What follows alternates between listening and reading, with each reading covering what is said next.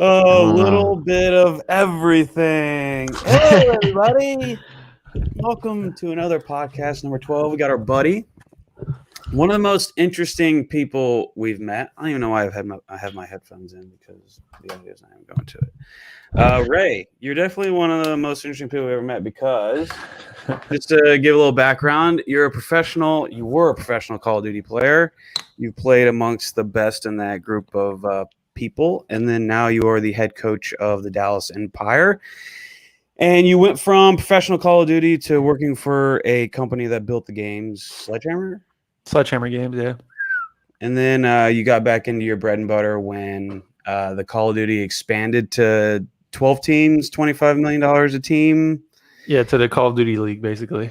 It was kind of still, there's a lot of organization, there's still money in the league, but it wasn't like officially like a league, like professional sports. Like it wasn't organized with city-based teams and whatnot. So a lot more, like kind of what you said, a lot more money got put into it, and it made more sense for me to kind of come back to my competitive roots. So what was that transition like? So gaming's kind of blowing up, the internet's kind of blowing up, streaming's kind of blowing up, and then all of a sudden the opportunity for the gamers, the professional Call of Duty players, all of a sudden now, like, there's $25 million for a franchise league. Now all of a sudden there's this money. The decision to not do professional or live television and only do it on the internet, live streaming on YouTube, like, that's a big deal and a big change. That is something that's extremely successful currently, and it's only getting more successful. I mean, like, it's kind of crazy to see where it started. Like when I competed, it wasn't as big as it is now. I'll tell you that. Well, it started with you. Was there a generation before you? Kind of, but it's very brief. I started competing the year after the first ever like super big kind of. It was basically the first time the MLG had a Call of Duty event, which MLG back in the day was kind of like the mainstream competitive league per se, if you want to say. But it wasn't very big. We had 16 show up to a LAN event, and then if you won that event, you were considered a national champ. But you had to qualify for that event, to be fair. So that's why there's only 6. It's kind of what we just saw with the PBA show. Like all those players, the 8 players had to qualify for that based on points and seeds. Right. Yeah. So everything we played was online until that point back in the day. But yeah, no, it's just crazy how small it was and how it's flourished into this huge mecca now. Well, the amazing thing about it to me is it doesn't use television. I kind of got in that argument with someone. They were like, "Oh, gaming's definitely on television." I'm like, "Yeah, it might be, but it's not where the money is generated, and it's definitely not where the audience comes from." Yeah, it's more about the core audience. Like you literally just said it. It's all like I'll stop you right there. It's the core audience. Like it's where are your fans going to watch your product the most, and where it matters, because it's like if you put gaming on TV, then you get all the old people who will turn it off, or people who are uninterested, and then the actual fan base that most young people these days don't have cable television anymore. Like, I mean, it's the reality of the fact that like streaming and Twitch and YouTube and all these websites that cater to video games are where people go to watch things. So if I'm a sponsor, I'm interested in investing money into your thing, and then I want to show my product off on your whatever production you're doing. I want it to be where all your audience is going to be, not where what you consider the general TV audience is going to be.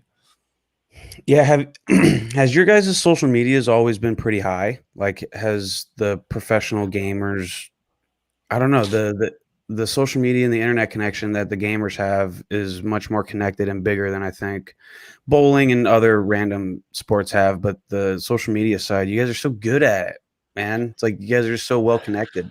I mean, it started like small, obviously, just like anything, really. Twitter, I think I've been on Twitter since 2011, 2012, maybe 2010, somewhere around that realm. And obviously, like, it wasn't big numbers back then, but it was this new platform that was kind of not MySpace and not Facebook that allowed you to connect with your fan base a lot better. For me, it was more, like I said, it was more of a way of like connecting with fans and talking to the people that follow me, and kind of building my brand to a fan base that's going to want to follow me and watch my streams. It was a way of like, it was almost like my my commercial posting where like I'm starting my Twitch stream, come watch me, and I put it here, and everyone who follows me on Twitter can just click on the link and go watch me on Twitch if they're not on Twitch all the time. So it started as that, and obviously it's grew into this much bigger thing now where like brand teams and brands are like projecting sponsorship opportunities, commercialize it a lot more, and it's still to the core a way for people to connect with their fans. Like you see all these professional athletes, even like from any sport now, are on there projecting their opinions and posting to their fans and basically showing who they are from behind the scenes, because you don't really get to see that on the broadcast, right? Like if I'm watching Kyle on TV, like I'll get a better understanding of who you are as a person by watching your YouTube videos and seeing what you post rather than watching you compete on TV. I think your Twitter was how I was introduced to you for the first time. Someone, I think before we knew each other, someone was like, "Oh, is he Ray over there? He used to be a professional Call of Duty player." And I was like, "Okay, was he just think he's really good? Was this guy have like a 4 KD? Yeah, He thinks he's really KD. good? Yeah, like, what, do you think he's really good?" They're like, no. Go check his Twitter. And I go on Twitter. I don't know how you have a couple 100,000 followers, and I'm like, "Oh, this guy's legit." Like, this guy's actually what he is.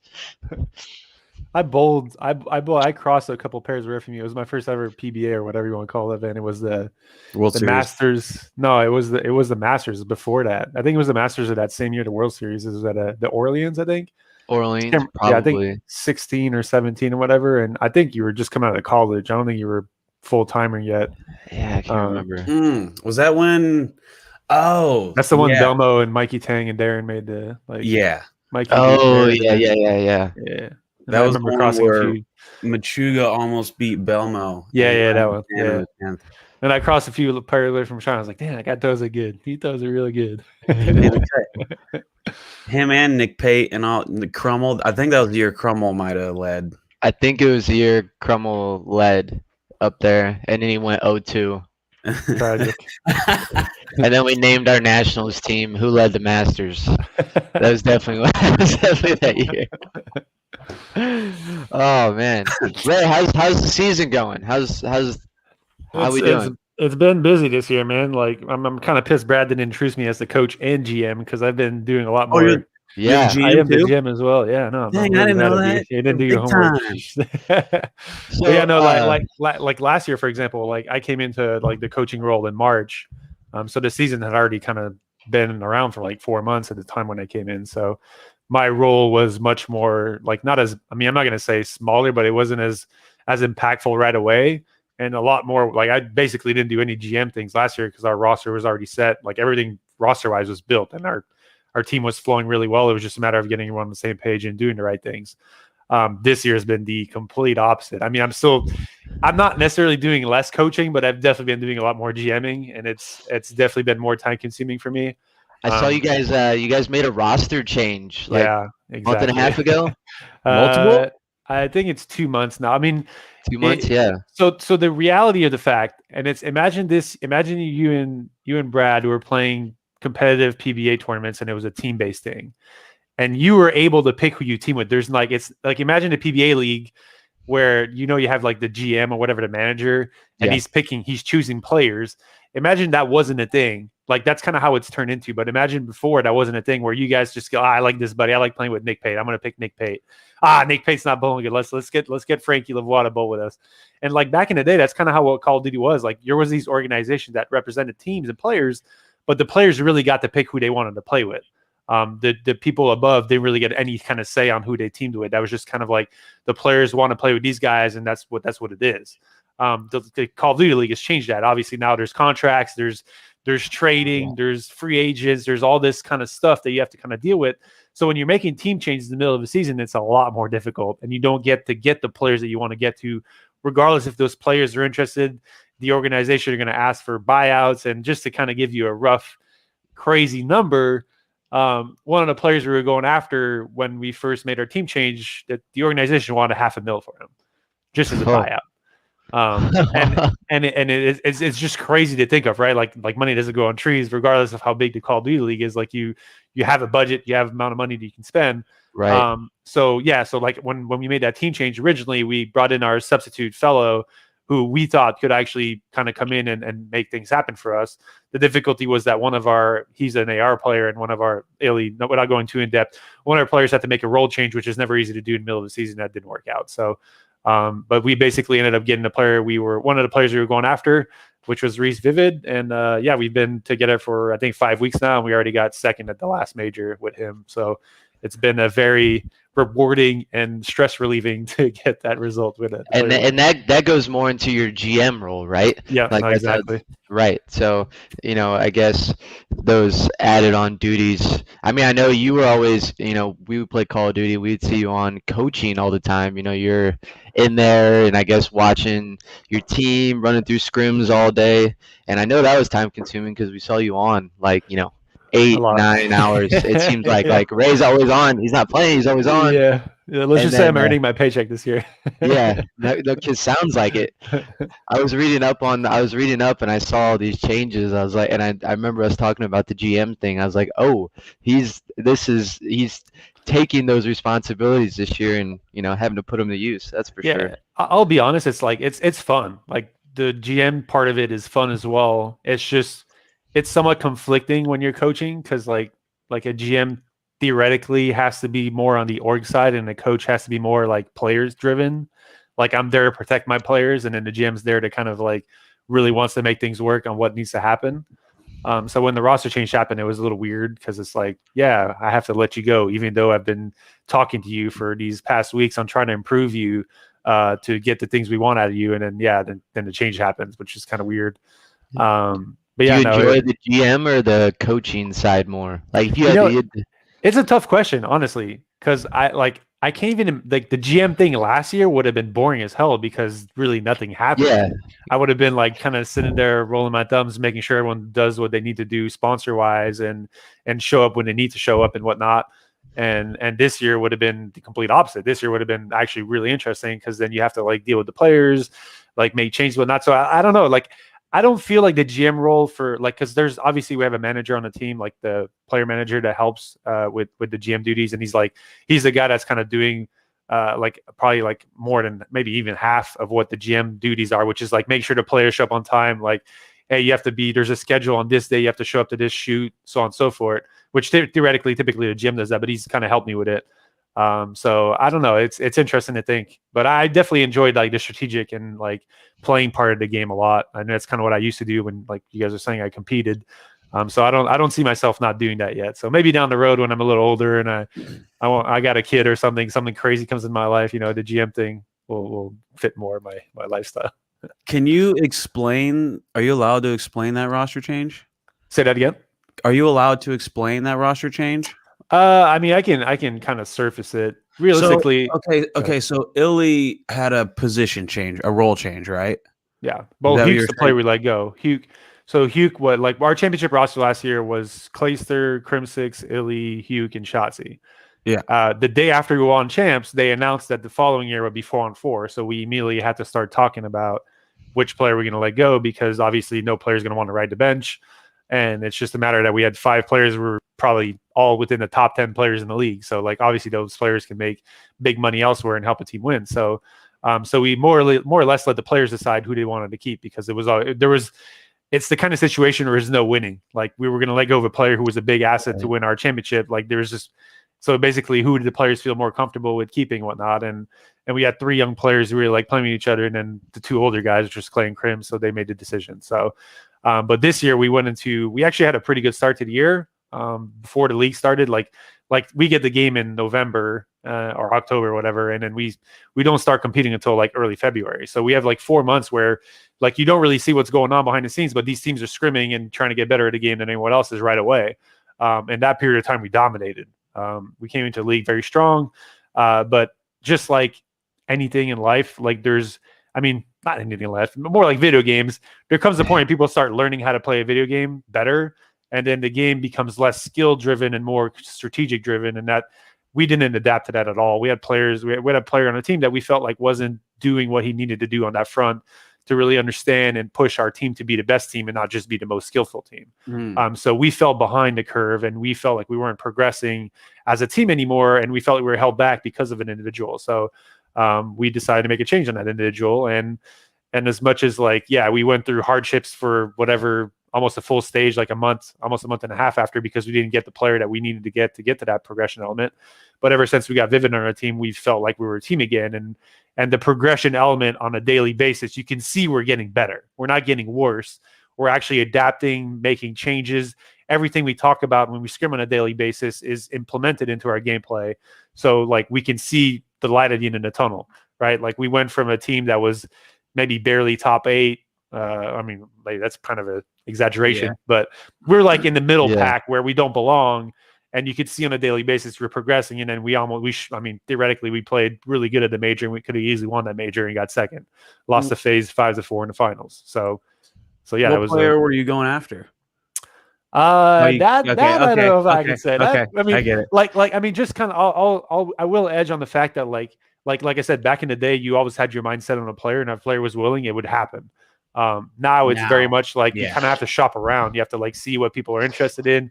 Like you ask your team, like, hey, which pack of players are you interested in, and we'll see what we can do, kind of thing. It's not just like we don't want all of our players to like have their hopes on one guy, because that one guy may not happen.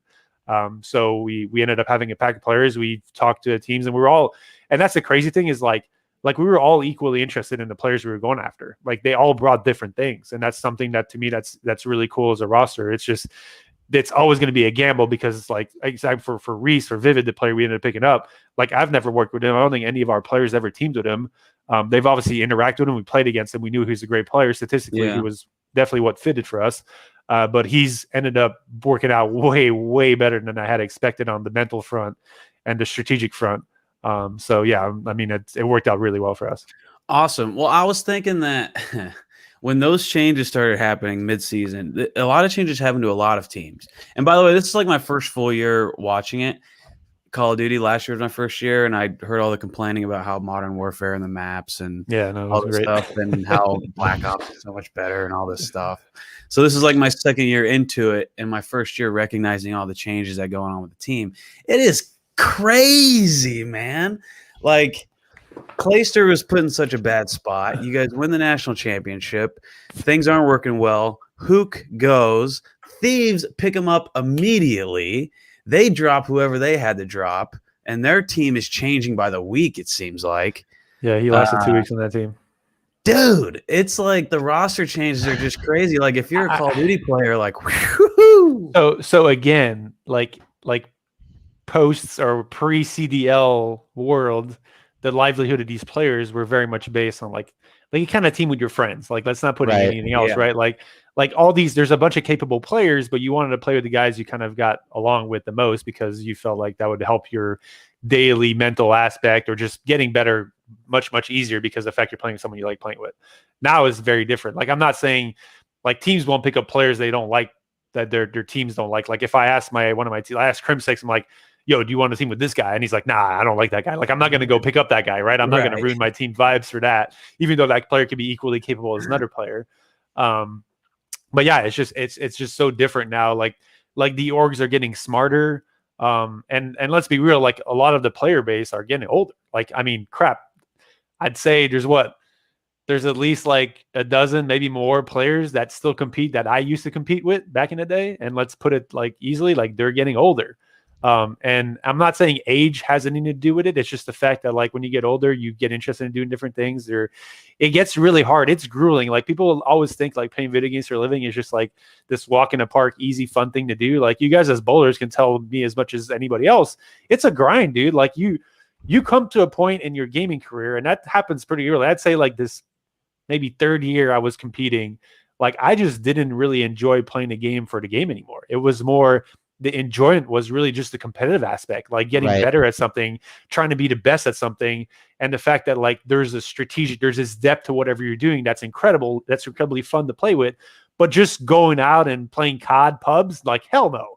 Like hell no. I'll play Warzone or something and have fun with it. But like, you are not going to see me grind playing public matches with random kids that are just awful on a daily basis. That just I enjoyed that at the start, but like after a few years, hell no. Yeah, So you guys like grind so many hours a day. I mean, we play a lot.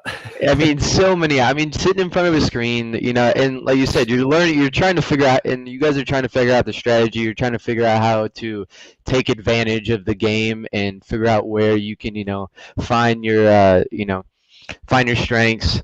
And that's like, I mean, I sit in front of a screen now. Like I kind of got it. I started playing Call of Duty like a year and a half ago now again, and now I play for like 2 hours, and I'm like, all right, I'm ready to get off. It's I'm brutal, done with dude. this. I mean, they kind of to finish the point though. Like there's a lot of players that in my opinion, I'm not going to beat around the bush, that just don't belong in the league anymore. And there's a lot of hungry amateur players that are growing up that are 18, 19, 20, shotsies and illies that have been around the scene for a few years that are just getting out old enough to compete that clearly belong at the highest level and can help teams win. I mean, it's just a shame that some teams are taking so long to make those changes. And that's why you've seen so many crazy roster changes this year. Like in comparison to last year, some of the bottom teams made changes, but it wasn't anything crazy.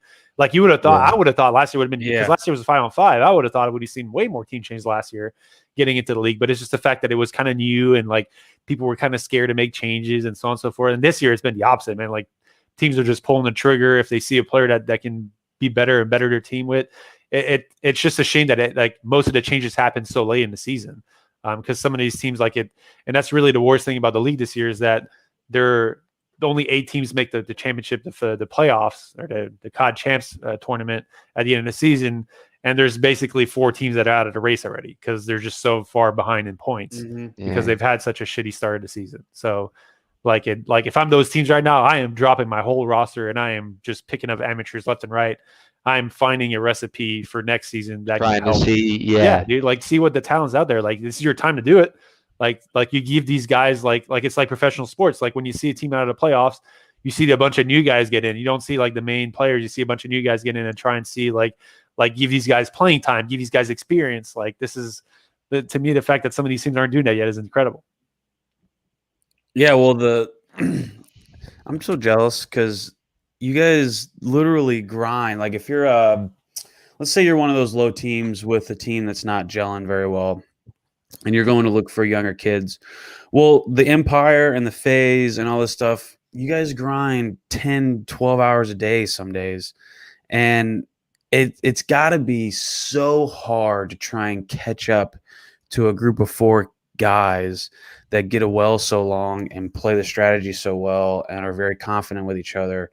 Like when you're one of those lower teams in a league like this, when everyone's grinding so hard, I couldn't imagine how much work you're going to have to put in to get your team from a lower tier to a top tier. You see the beauty of COD, and I'm going to say most esports, I can't really speak for the other sports, but I'm assuming it's more or less the same. It's just the fact that as the year goes on, there's so much more film and VOD you can watch to catch up quicker. Like it's like, cause like, obviously it's harder to learn the game to start with, right? Like you're kind of a pioneer to start a game. Every team is trying to get the strategic advantage and you're trying to hide a lot of strategies, but like the more you compete through the year, like there's not really hiding anything. It's been out there. So you're trying to find ways to kind of switch the meta where like a team like ours is like trying to fool another team into thinking like, yeah, this is how we play on a daily basis. And you get to tournament day and you're like, oh, we switched it up slightly. Like we're still trying to accomplish the same goal, but we're doing it a little differently to throw you off guard and think if we're going to do something in a different way. So for these teams that are like I said, like obviously they're not going to compete at the highest level right away. Like there's no hiding it. Like but again, like professional sports, there's teams that are in building phases, right? Like there's not every team goes into NBA season or NFL season thinking they're going to win the championship. I'm sorry. That's just the reality of the matter, right? They're all trying. They're trying to get to that point, but some of their top players maybe are rookies and they just got on the scene and they're trying to build them into these professional athletes that can kind of compete with the best quarterbacks in the league. I'm just trying to throw examples out there. So like COD and esports is no different. Like we're a league where a lot of the good teams are top heavy because we have the best players that are currently the best players on our teams. The Phases, the Atlantas, Atlanta Phase, the same team.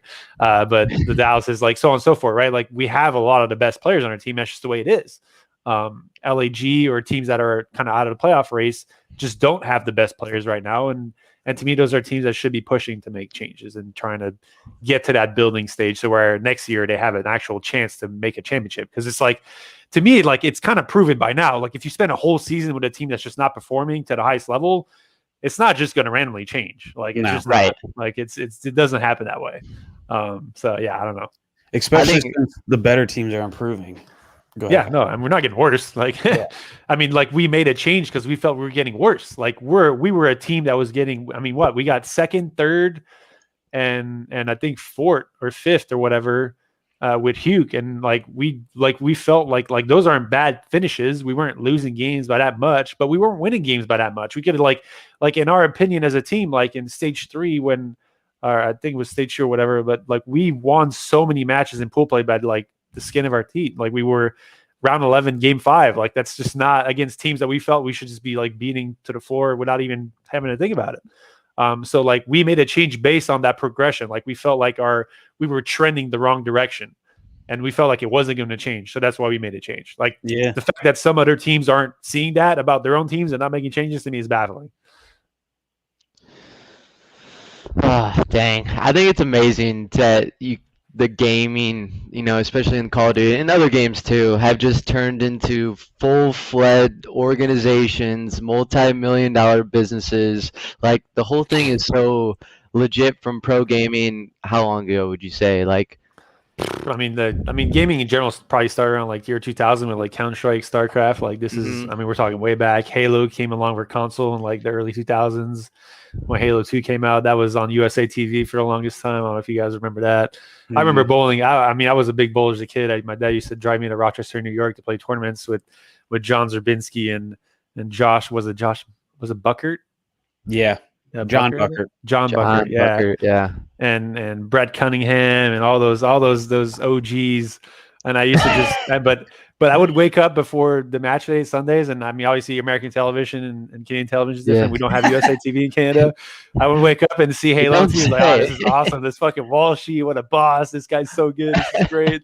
And I would get super hyped for my bowling day, dude. Like, that was the thing. That's dude. dope. Yeah, let's talk about the bowling. So Ray, you were a former member of Team Canada? Yeah, so I was on Youth Canada for 3 or 4. I think it was 4 years. I was technically the alternate for a year, but yeah.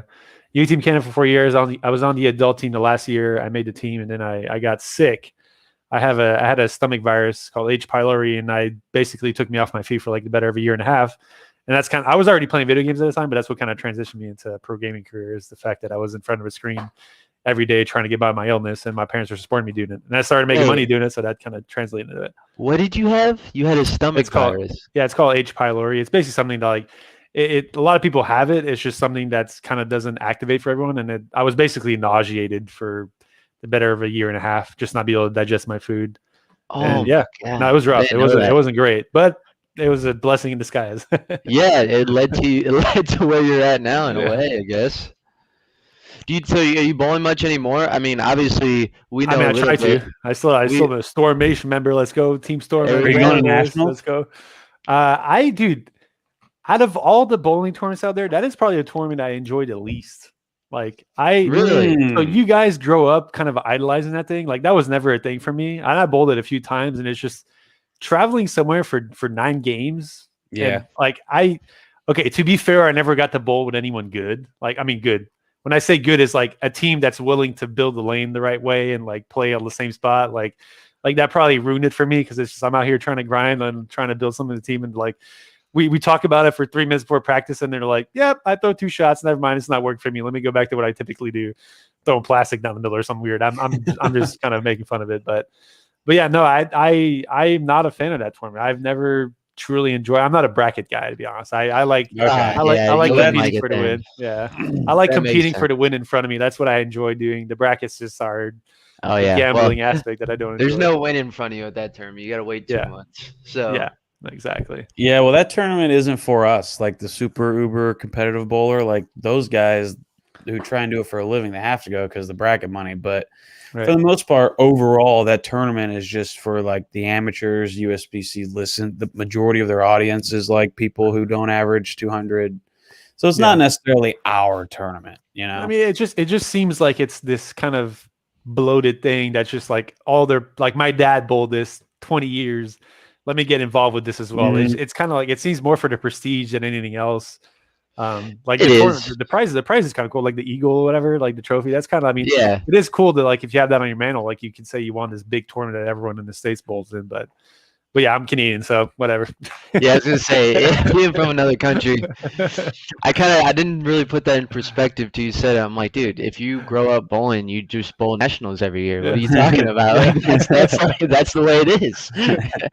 But no, I mean, I haven't. I mean, this year has been crazy because of the kind of double job that I've had to do. So I haven't really been able to bowl that much.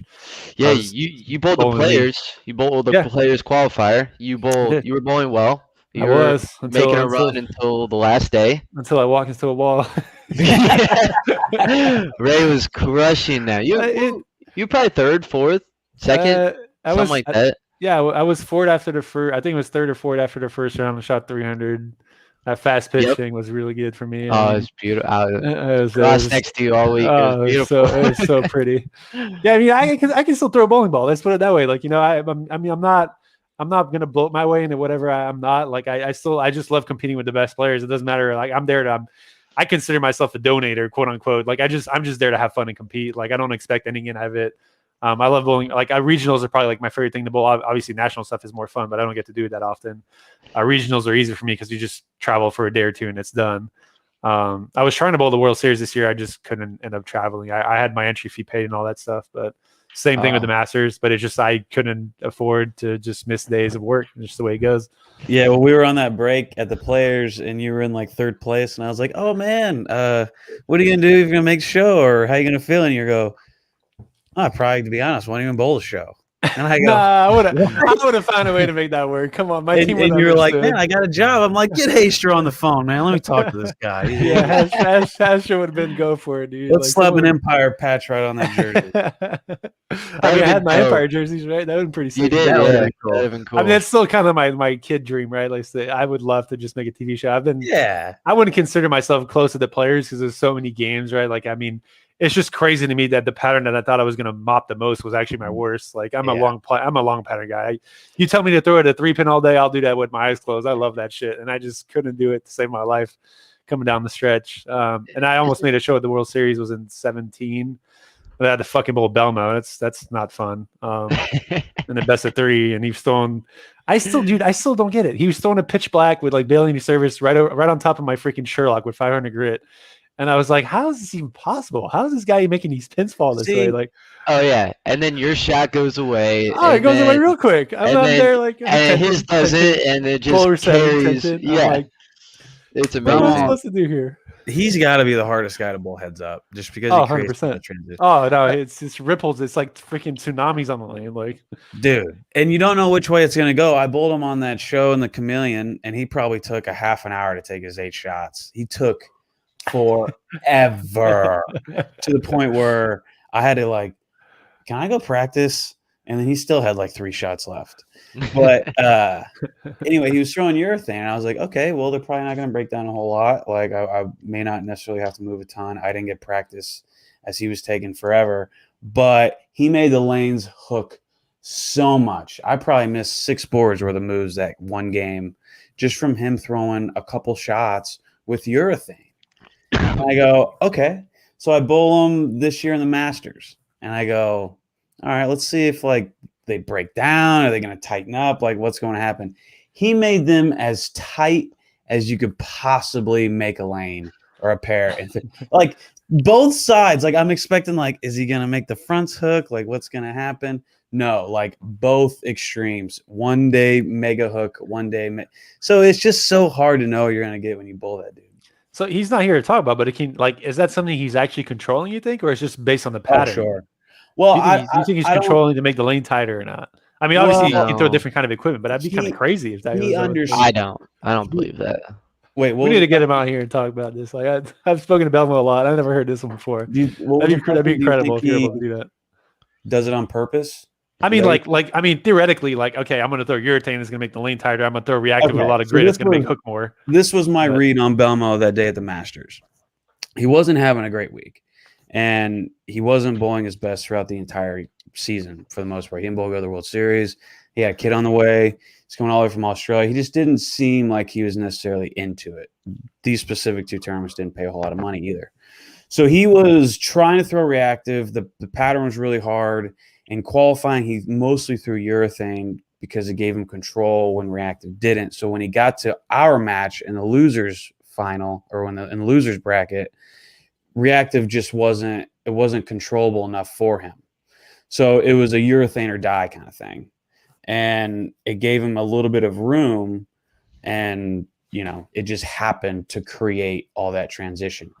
So he doesn't necessarily do that stuff like on purpose to purposely create the most amount of transition, but he understands what is happening, and he recognizes what is happening with the lane very quickly. Right. I can see that he for sure. He uses it to his advantage because he knows that his opponent is going to have to go through more than him. Than say, I'm going to force him to change some things. He's going to force me to have to change things more. He understands that and uses that to his advantage very well. What an ass. We hate him. Dude, no, I'm kidding. I love the guy. every aspect of the game he just excels at. Like his mind is sharp. He's got to be like the most complete bowler. For the longest time, he couldn't throw it straight up the lane. I mean, didn't he win his first show throwing plastic on one of the lanes because it was too it was so dry?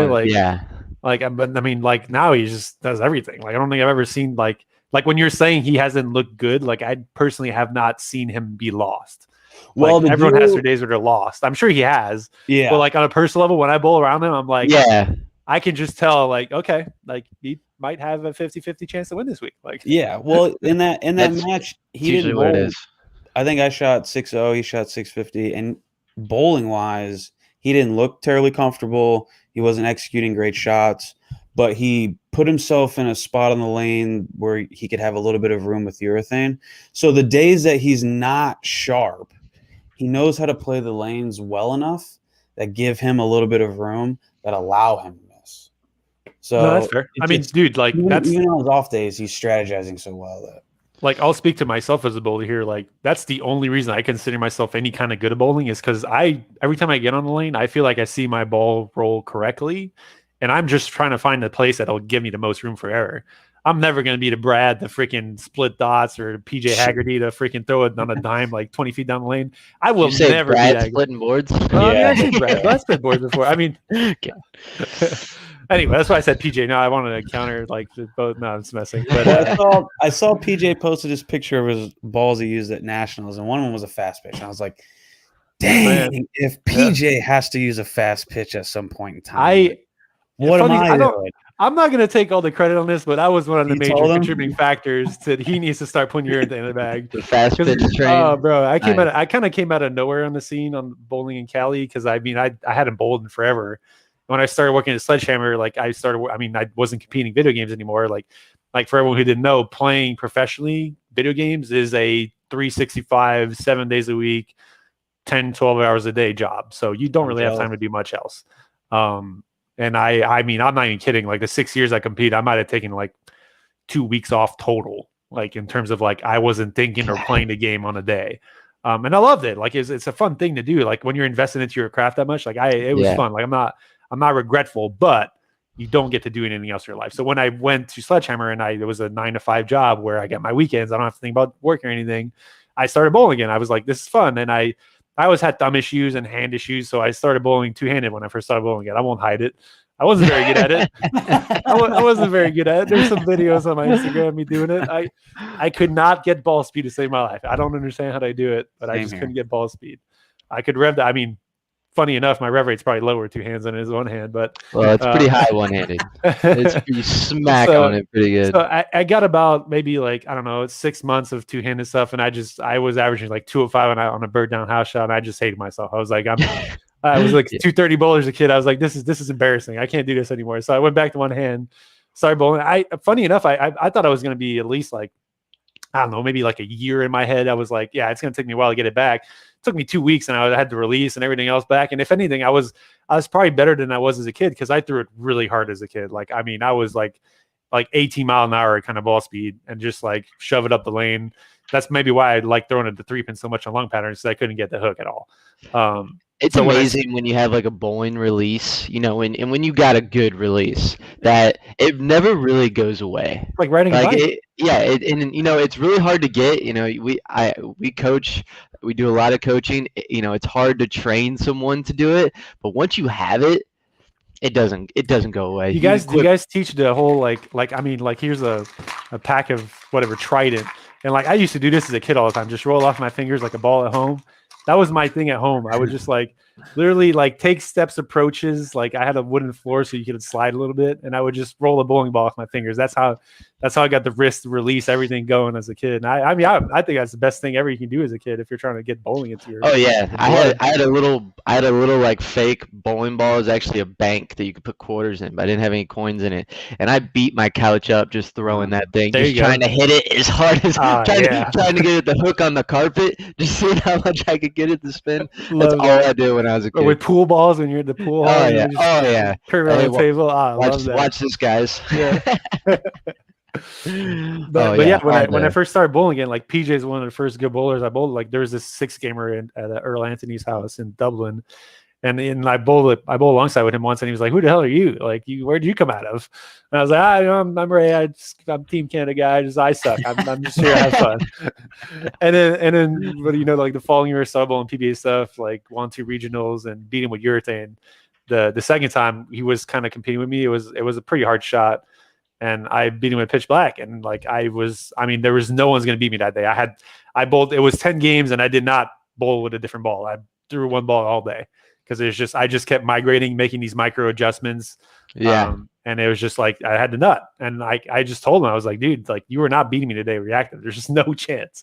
Like you had to find a way to make your thing work. That was the look. So you need to find a way to put it in your bag.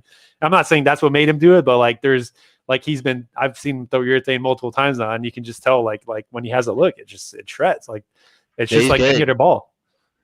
I wouldn't have expected that. He's pretty good with urethane. Like he's pretty good with everything. But I hadn't ever seen him throw urethane until like later that year, honestly. Like, I mean, I'm sure he's tried. I'm sure he's done it.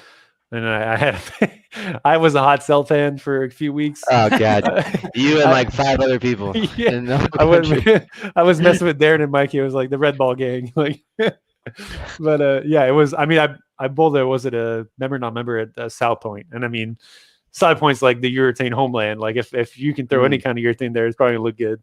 And it looked really good there. I mean, I was averaging like 238, I think, with the red ball. In qualifying. The original bowling center at South Point? No, the plaza. The plaza. Stadium. Yeah. Plaza. Stadium. Well, I didn't take urethane, and I don't know why. Sounds like a bad idea. If you're going to South Point, you got to bring urethane. That's like the number one thumb rule. Even I know that. I don't bowl for a living, and I know that. I know, and I'm sitting there thinking like, okay, if I actually need urethane for like game 1 or something, I'll just get to 2-0. Like I can stay clean. And I get the doubles. I start out open, open, open, open, spare, strike, spare, open. For like 159. 150, yeah. And I go, damn, I needed urethane. Yeah. Like I thought I could do it. I just think at this point, like even the juniors or anyone who's bowling, like okay, you're going to a house shot tournament. You can leave urethane at home. Let's be real here. But you're going anywhere as a pattern, dude. Like it's a must bring at this point. Like, you just never know. And you have to have it. It's just that ball you can't emulate really. Like you can drill like a whatever 2-inch pin or whatever they do and like make it reactive, but it's never really that the same. Not the same. Like, it's just not. No. So you just need to.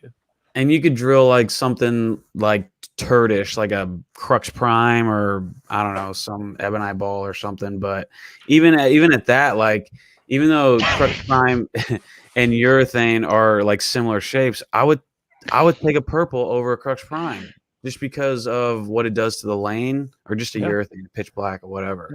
Yeah, you better make sense. So I mean, if someone's throwing like Crux Prime and then someone's throwing a pitch black, then I don't know. I'm taking the pitch black. It just, you might as well just throw it, even if you have like really slow bowling balls. Yeah. I was like, I mean, even Steve Klumpkin, who's like Storm guy, who doesn't have a high rev rate. And I'm throw it? Yeah, he throws it now. Yeah. He threw what I think Yeah, it was a South Point regional. Him and David Haynes like blew the field by a mile average wise, and they were both throwing urethane. They're not high rev rate guys. It's Isn't just that the ball reads the amazing? lane. Like the ball reads the lane properly. It goes through the pins the right way. It don't matter who's throwing it. I know, Yeah, and I it think gives you the shape you need. Yeah, it's a shape thing. I mean, I you think guys know most that better than I people do. think You guys that do this it's for a more living. useful for like high rev rate, but then you got a guy like Frankie who just like you're right. It doesn't matter. It's just how what angle you get with it. Yeah. Where ball reads the lane. That's, I mean, dude, it's for me, it's more of a margin of error thing, right? Like if a It pattern definitely shapes is. in the front and there's like, even if it's tight or whatever, like, and there's nothing down lane, like you want the ball to read where the margin of error is, your thing reads at your feet. That seems like a pretty obvious decision to make. Like, I mean, that's the way I look at it. I'll never be the guy to split boards. I will take room for error rather than the ball going through the pins the right way. And funny enough, that like kind of segments into my favorite bowling store. I'm not favorite bowling store, but I cannot do ball reps. I love all the ball reps at Storm. I've been to the World Series, I've been to other events. The one I notably most remember was the PTQ at the World Series a couple of years ago. It was Detroit or whatever.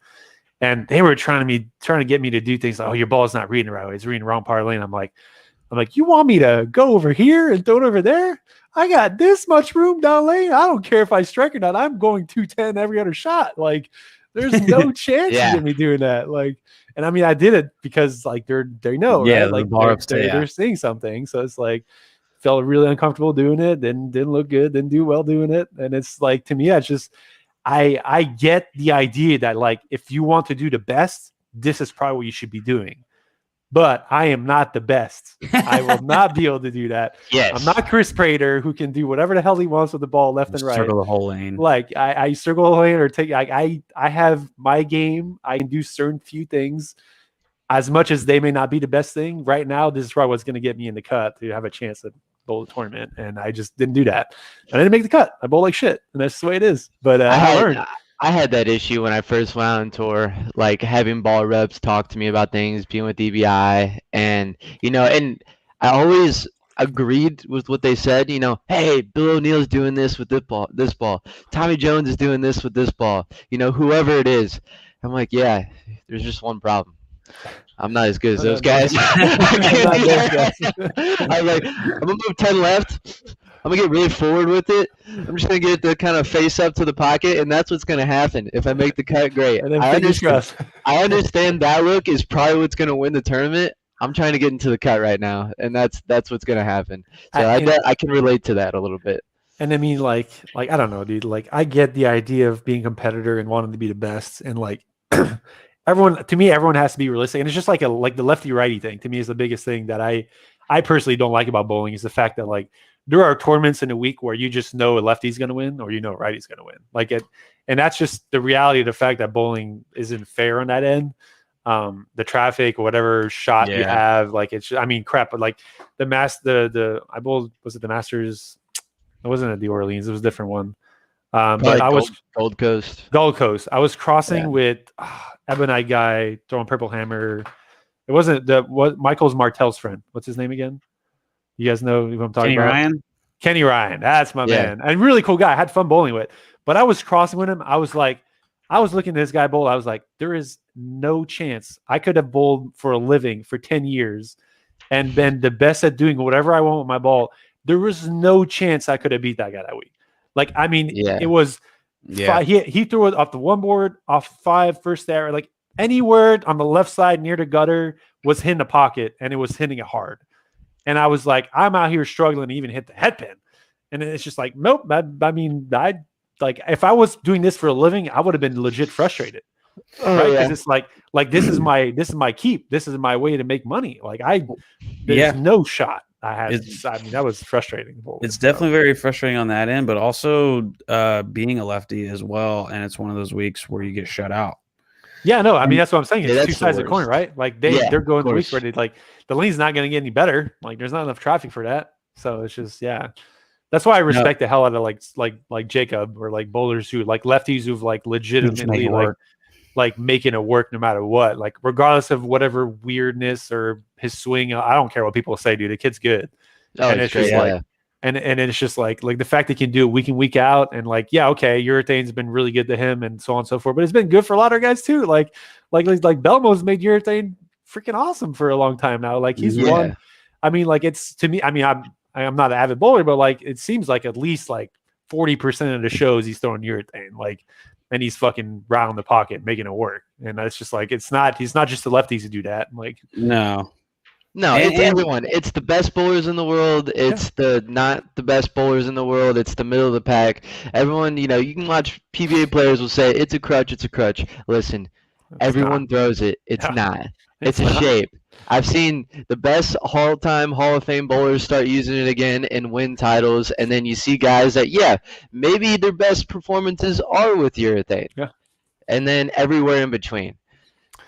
Yeah, I'm going to be honest. I think bowling at anything at the highest level is more mental than anything, really. I mean, imagine being a left like Buttriff where, you could average 250 in a tournament, you run everybody over, but people say, oh, it's just because you had urethane. It's like you never really get the credit that you can deserve or you feel you deserve. And a lot of times you got to shake this hate against your opponents that, are showing facial expressions and giving you innuendos about how lucky you are and about how lucky you have urethane. There's just a lot that you have to deal with. And the fact that if you get to a point where you're winning, I don't care how you're doing it. I mean, I was gonna say like maybe it's because I'm Canadian and all, and I'm like super nice, and I apologize for everything. I was gonna say you're the nicest guy. We realized you were the nicest guy this year, the players, because we were all roasting each other, and you were like, "Oh my God, what do you say about me?" And I looked at Cal and I was like, "Yeah, maybe we are a little rough. I don't know." but just an American thing. But a little bit of an asshole. I mean, I'll be honest. Like in my playing career, like I was never the most skillful player, and I got a lot of shit for statistics, and like I would never drop like crazy KDs. Like I was good in other ways, and like, but I've never been bothered by that stuff. Like I don't understand how like certain athletes like feel the pressure of their peers or the fans. Like, yeah, okay, it's not the best when fans give you shit for something you probably don't deserve shit for. But like, am I going to go and lose sleep over it? Nah, not really. I mean, maybe I was built for this. Maybe I'm just, my brain was wired differently. But like if I'm a competitor, like I'm there to win. Like say what you want about me. I mean, like Belmo, for example, like crap. Like, I mean, that's probably the most divided shit I've ever seen in my life. Wasn't the Joe guy with the shirt that had the crutch? And like it's that's ridiculous. Just it's hilarious. It's I mean, ridiculous. Like if I'm Belmo, I'm laughing at that. Like that's just like that's hilarious. Like I'm not gonna take hate out of it. Like the guy has an opinion, fine. So be. You want to show it out loud? Go for it. Am I making more money than you, winning more championships? Sure, I am. It's all jealousy. That's what it feels like. Yeah, I've never been bothered by that stuff in my playing career or anything. Like I don't understand how certain people like you see so many, like especially during COVID, like there's some people that come out with mental health and like, oh, the pressure, the fans and winning. Like if there's any pressure that's going to affect me, it's the pressure I put on myself to compete. Sure, and if I'm not doing well, like that's the pressure I care about, not anything else in my surroundings. That's the pressure I put myself under. To me, you have to be able to X that out. Like if you don't, then how are you supposed to perform at highest level? Like it's just that's what I'm saying. Like a lot of the things we talk about in bowling, the urethane and all these little crutches and weird stuff, and the softness of them and whatever. It's like, at the end of the day, it's really mostly mental anyway. Like if Buttriff has if he has the ability to take a urethane ball and lead a tournament by 500 multiple years in a row, then he's also probably good enough to do that with reactive, given the certain situation. Like he's not going to make reactive work in a non-reactive environment, but if he can get his reactive ball to do something similar, he will also lead by 500. If he has the ability to do it, he has the ability to do it. It's just mostly mental anyway. Yeah. Funny story. Guess who I beat for my first ever regional title? Wait. How long ago? That was the year two. I mean, I won. No, it's Darren. A while ago, 4 years ago, I think 2017, because I won the Player of the Year in the West and Rookie of the Year. That's my first year bowling regionals. I beat Jacob. Dang. No, I beat Jacob. Jacob for my first regional. When Jacob was kind of like the fire guy, everyone was like, this guy's the guy to beat. Yeah. I'll say the story. So I had the nut. And I mean, I was leading a tournament by a couple hundred pins. I was throwing a Codex that week, and I just had the nut. It was a long pattern. It was like literally built for me. Ball was going through the pins like no other. And for whatever reason in Cali and the West region, there's very few tournaments that have step ladders. It feels like in most other regions, the tournaments have kind of like some sort of final or bracket or all that stuff. But in the West region, we never did. And for whatever reason, that tournament did. And I honestly didn't know until like the very last few games. And like, I got the tournament head coming over. He's like, yeah, okay, so we're gonna like the last game. He knows I'm gonna qualify first. He's like, oh yeah, so we're gonna bowl in this pair. I'm like, what do you mean we're gonna bowl in this pair for the step ladder? Like, what? Did I just win? Like, it's done, right? So Jacob qualifies like third, fourth, whatever. He wins his first 2 games, so we bowl the last match. He starts with a bunch of spares, starts stringing them towards the end of the game. I go double, stone 9, pocket 498, strike, and then so basically we get to the 10th frame. Whatever he does, I need to do to beat him. So he gets the first one, comes back, gets the second one, and literally looks at me in the eye and says, "Earn it!" Like yells, "Earn it!" I'm like, do you not know where I come from? Like the gaming scene, bro. This is light shit. This is amateur hour. Like this is you feed me. So I get up on the lane. I have it. It's on Instagram too. I have it if you guys want to watch the video, but I cut the last part, which is the part I'll say on the stream. But yeah, I get the first one super calm. People start clapping. I just nut the second one off my hand, and it's just like 10 back. And I walk to the side. I'm like, that's right, baby. I fucking earned it. and I got people like, I mean, it's all people that I got cussed. I was like, oh my God. And like, I just see a few jaws drop like, oh my God, he said fuck. And it was like, but it was such a fire moment. And like Jacob just like just came out, like was not mad. He's like, that was awesome. Great shot. And it was just the coolest moment in my bowling career for sure. It's really good feeling. That's definitely. I feel like 90% of the gaming world is just shit talking. Oh, it's just the craziest, most toxic environment I've ever been in. So it's toxic. So it depends. Like the pro scene is not really toxic. Like there's when you play with your buddies, it's toxic. There's a level of shit talking that makes sense, right? Yeah. Like I'm not gonna go there and talk shit about your appearance and like to me that's like, oh, your mom's a hoe or whatever else, whatever kids say these days. Like no, but like if you're talking about someone's play, like for example, like we just had our first LAN event last was it 2 weeks ago now, and that was the first time we got to play where we could actually interact with our opponents. And I'm a coach, so I don't get to talk while they're playing, but in between maps, I would go on stage and fist bump my guy and start yelling across the stage to get in their heads. Like we played actually the funnest match to me where the shit talking actually mattered. We played Toronto Ultra in the losers final. We were down 2-0. Or no, that was the first match of the day. Anyways, it was losers bracket match. Basically, if we lose tournament, we're out. And we were down 2-0, and we got shit stomped the first 2 maps. Like it was like, this is you have your keys in the door already because you're thinking you're going home after this. But like I took the guys outside. We just recouped our brains, and we got back and won the 3rd map. And I came to the stage, and back in the day when I competed, we used to just shit stomp the Europeans. Like they just had no chance. And the Toronto team is all from the UK. And I just came on stage. And I started yelling across, just like the old days. Wait for it. We're coming back, baby. And just like yelling. And you could just tell they got won the 4th map. After the 4th, I'm like, here it comes, baby. Won the 5th map. Like, you can't stop it. And it's go after the game, just no shit talk, just fist bump, good game. Like just no like, but like during the match, bro, like if you're gonna say something that can affect your opponent, oh please do. Yeah, like, that's what I miss the most about the PBA shows is like Pete Weber's and all those guys that just used to rattle up. Like, sure, it riles up the crowd, but like you have to think what it does emotionally to your opponent. I don't care what people say. You can't sit there and hear someone say something and not think about it. There's no way. Like it'll affect you in different ways, but you will hear it. And whatever you do, it is up to you. But that's something that's like, no matter what you say, I don't care if you say I love you or kiss the guy on the cheek, like he's gonna think about that. Like, and that to me is something that bowling needs more of. I love that shit. Well, are there any rules in place with the Call of Duty League in terms of like fines for their players if they do or say certain things? If you say certain things, yeah. Like, so sure. If you're but I mean, come on, like you don't have to cuss, you don't have to say bad words to someone. You can just say like, oh, I saw you miss 2 boards right. Watch out for that big guy. There's OB out there. I don't know, whatever it is. Like, well, you can say whatever. Like I said, it doesn't matter what you say to someone. There's the art of trash talking is not necessarily what you say. It's how the player handles it. You could say the weirdest crap. Like you could say their name, right? Jason Belmonte. And like, he's like, what? I gotta say my name. Like, but you've already like created something in their brain that's like making it think of something else in the shot. Like that's really what's important of it. Like, and sure, like you look stupid if you say it on TV. Like you say someone else's name, everyone's like, "Huh, what?"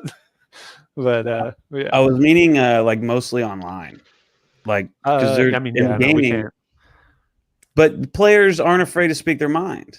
Like, yeah, I mean, you'll see on social, you'll see the banter and stuff like that. But to me, like the true art of shit talking is something that affects your opponent while you're competing. That's what matters. That's the fun shit talk. Yeah, because there's it's a strategic element to what you're doing. There's a depth to it that people don't understand. That's what's fun to me. Not the like after the game's done and you're talking crap. Like who cares, dude? Like you're an ass. You're a sore winner, or unless that guy really riled you up and start like unless like let's say Kyle, like me and Kyle bowl a tournament together and we meet in the step ladder and all tournament long he's talking about how bad my shot was and oh you suck, right? You're just terrible. And then after the match I'm like, yeah, who sucks now? Like that kind of stuff, okay, right? But like if we're in the middle of a match and we're like talking smack, like to me that's fair game, dude. Like do all you want. I will not ever like unless you say something really personal and bad that was just like, okay, that probably didn't belong here. But like if you're talking like, oh Ray, you just made the poor ball decision that game. You like, what are you doing changing balls? Like that kind of stuff in the middle of the game, like that to me is like after the game, I will literally not hold you up to anything. I'll give you GG, good game, and then walk away from it. And that is what it is. That's part of the game to me. Yeah, there's a bit of a line, you know, personal stuff. You better be willing to deal with those consequences if you're saying things like that. But there's definitely gamesmanship there that is allowed. 100%. I agree 100%. I feel like wasn't Pete. I feel like Pete was probably like, at least from my time watching, Pete was probably the guy who did it the most without saying anything like personal. Like he's like I remember he said something to Belmo. He's like, you wanted it, now you got it. Like something like he had a chance to win. Like that's just like that's awesome. Like that's like, oh yeah, I'm invested now. Got it. let's see it. Let's see this guy perform now that he said that. Like that just gets you so much into it. There's so much fun to that. Yeah, like if you said nothing, you're like, okay. Like you're just still the excitement that like, okay, Belmo needs the next 3 to win. But the fact that he said that, just like, oh, now it's like it sets up the stage. Like it's yeah. Imagine that Pete comes up to you and goes, "You want it, you got it. Don't miss." Yeah. And then Belmo goes up there and doesn't miss, and just strikes out. And you know what? Pete afterwards, he shook his hand and was like, "Dude, awesome. Like it was great." Oh, exactly. That's a cool moment, dude. That's awesome. That's a dope moment. We need more of that. If Pete yelled that at me, I'd be shitting myself. I'd be like, all right, here we go. What now? I did want it, huh? Yeah. I got to bowl Pete in a match at a regional in Iowa, Dubuque, Iowa. And I was so pumped that I got to bowl Pete. I was in college, I think. I was like 20, 21 maybe. And I was playing the outside part of the lane because if you played the inside part of the lane, you couldn't miss right. And Pete was playing the inside part of the lane. Like, look at it. I'm like, there's no way I lose this match. It can't happen. He can't miss a tick's ass right. If he does, it's 2-8-10. And I've got room over here. And within, I think we bowled the first game, and sometime in the second game, there was a group of kids over here on the low end on the last pair, 1 and 2, and they made a noise when he went up to throw a shot. And he turns around, and I forget exactly what he said, but it shook like the entire bowling alley. Like everyone was just like Pete just yelled at these kids. And I think I might have won the first game, like 2-2 to 2-0. And now Pete's pissed off. Oh, you're screwed now. GG. And he shoots 250. Yeah. He doesn't miss right again, and I lose. And I go, what the hell just happened? I had this in the bag, man. I had it in the bag. Those damn kids. I find it crazy how like he's basically built his like momentous as like I want to be mad to bowl good. Like he will find any reason in the world to be like, oh, my shoelace was untied. God damn it, shoelace.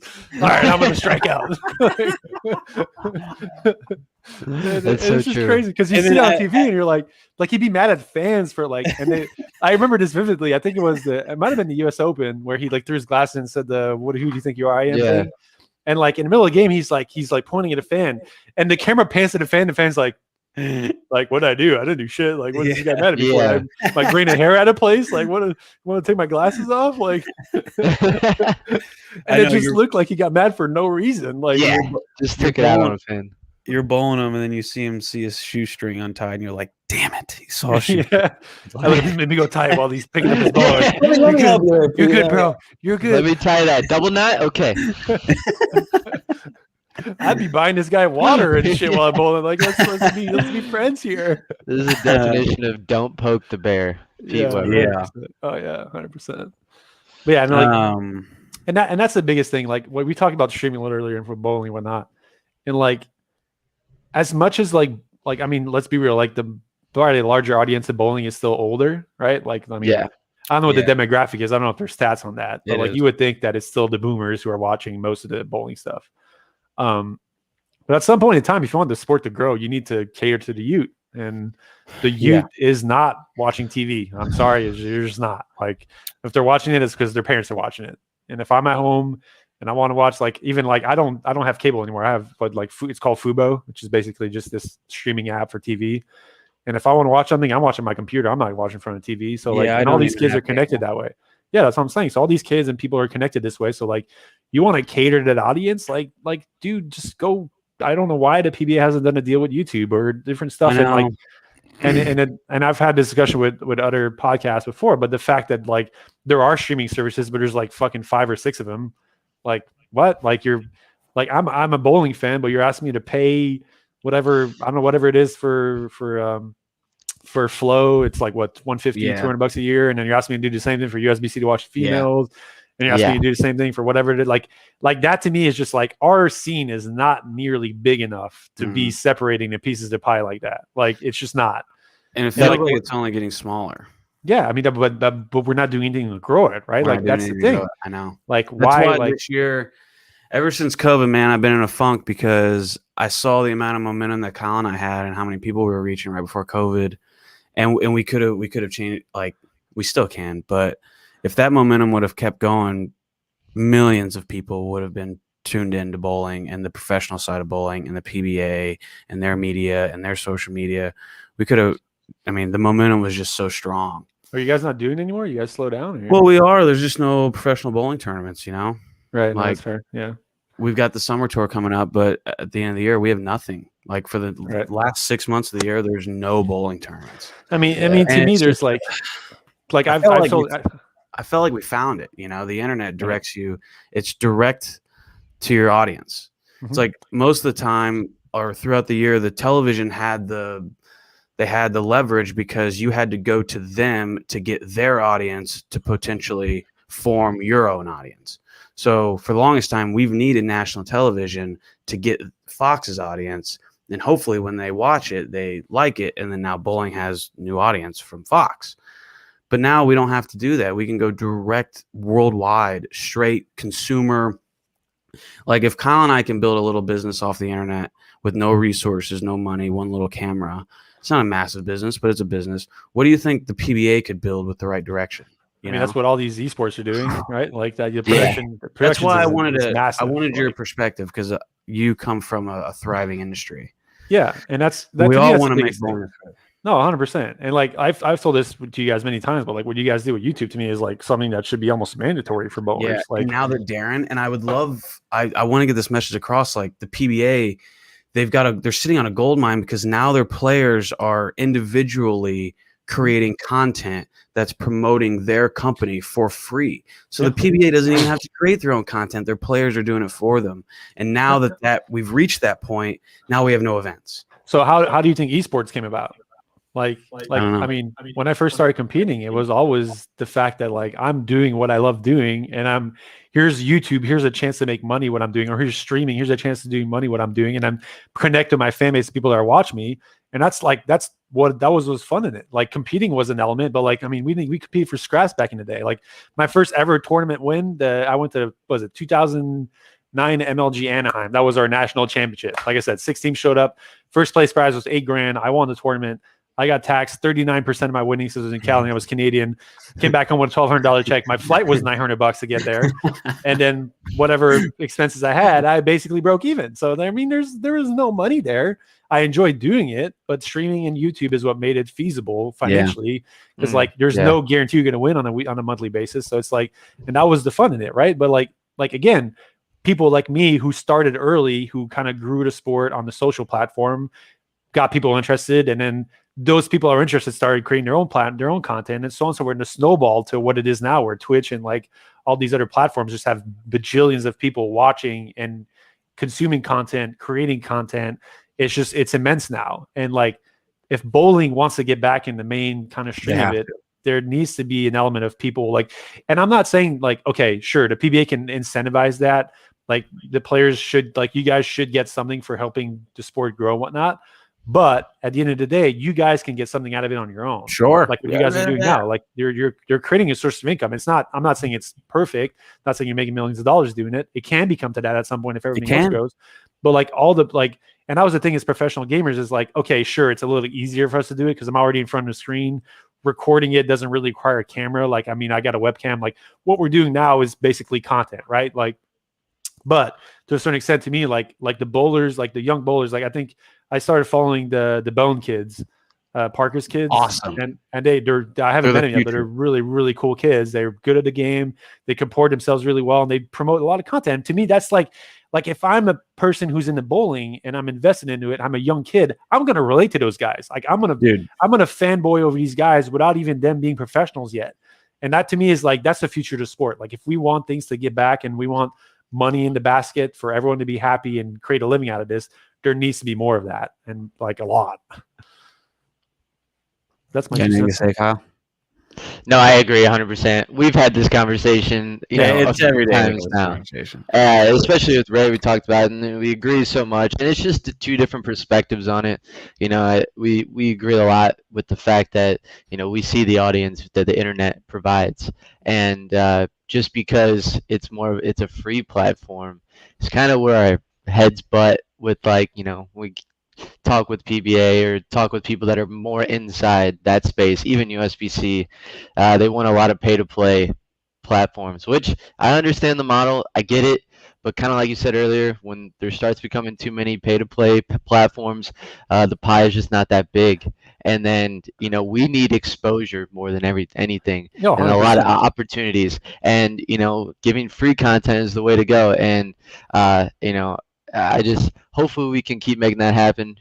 Hopefully me and Brad can continue to build our platform. But it's been cool because now, like we talked about, Darren's doing great. He's making a lot of content. We have a house channel. We have other younger bowlers that have now made YouTube channels, like we talked about the Bone Kids. So it's starting to grow. It's starting to manifest into something bigger, which is, it's awesome to see. Okay. I'm a casual. Let's call myself a casual bowler. Obviously, I'm not, but like. I'm watching you guys, and you guys are the PBA. I'm talking to whoever the two top, Clark and I forgot the chick's name, but like you guys are okay. You guys are the two guys that I'm asking questions, guys. This is an interview. Okay. What is the ultimate business model of the PBA? Is it still to get sponsors? Yes. Okay. How do you get sponsors? In their mind, it's you go. I'm not asking you in their minds. I'm asking you to like you are in their shoes. I'm asking you to be you. Like, how would be the best way to gain sponsors? You make people fall in love with the players. Okay, well, that, but also just the fact that you get views. Like, I mean, if I'm a sponsor, if I'm Jack Links, I'm sponsoring the Dallas Empire because these players have this social following. They get these amount of views. They win this much, and they're showcased on the streams this much because they're a good team. They get a lot of airtime. I see their logo on their jersey. I get exposure from this.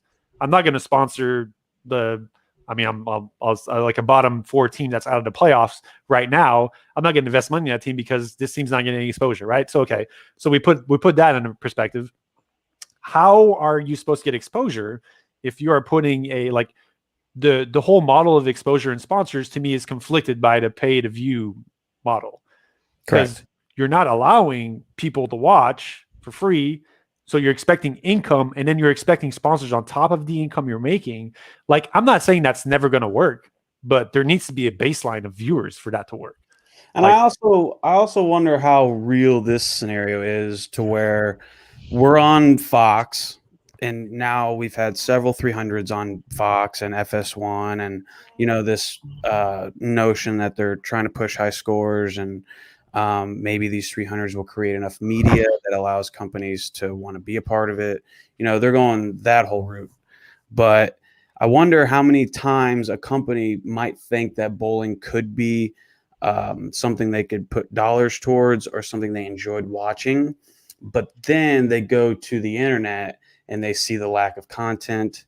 They see the lack of, the PBA website is better now, but there for a while, it wasn't good at all. So how many times do people watch bowling on television and then go to the internet and then they're immediately thrown off because they don't have the content or the, if I go to the PBA website right now, will I find your content?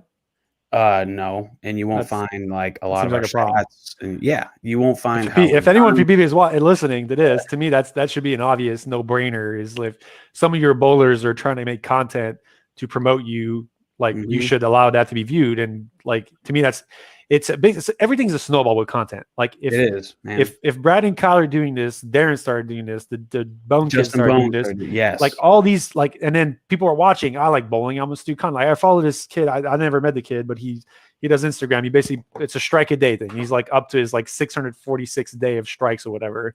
He's at the Team Masters. Yeah, I forgot his name. Let me find this actually. Yeah, that's brilliant. But he basically does a strike a day, and I follow. Like I personally followed him because I thought it was cool. Like he's doing strike a day, you get to see pinfalls every day. It's cool. It's a good way to pep your day going.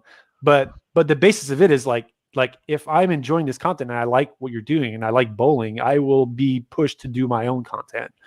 And that's like there are a lot of people out there that just enjoy watching. I'm not saying everyone's going to want to do that, but it's the same thing with Twitch. Like the bajillion amount of streamers on Twitch aren't there because they just want to do it out of nowhere. They idolize someone that were doing it and they wanted to be like them. And that, to me, that's like the bowling thing. And like, and I don't want to go too far apart of discussion because the high score things to me is something that's like, bowling back in the day to me was about the difficulty, right? Like, like golf is the same thing, right? Like you enjoy watching the majors because you watch these professional athletes struggle like you do on a daily basis when you're on the golf course.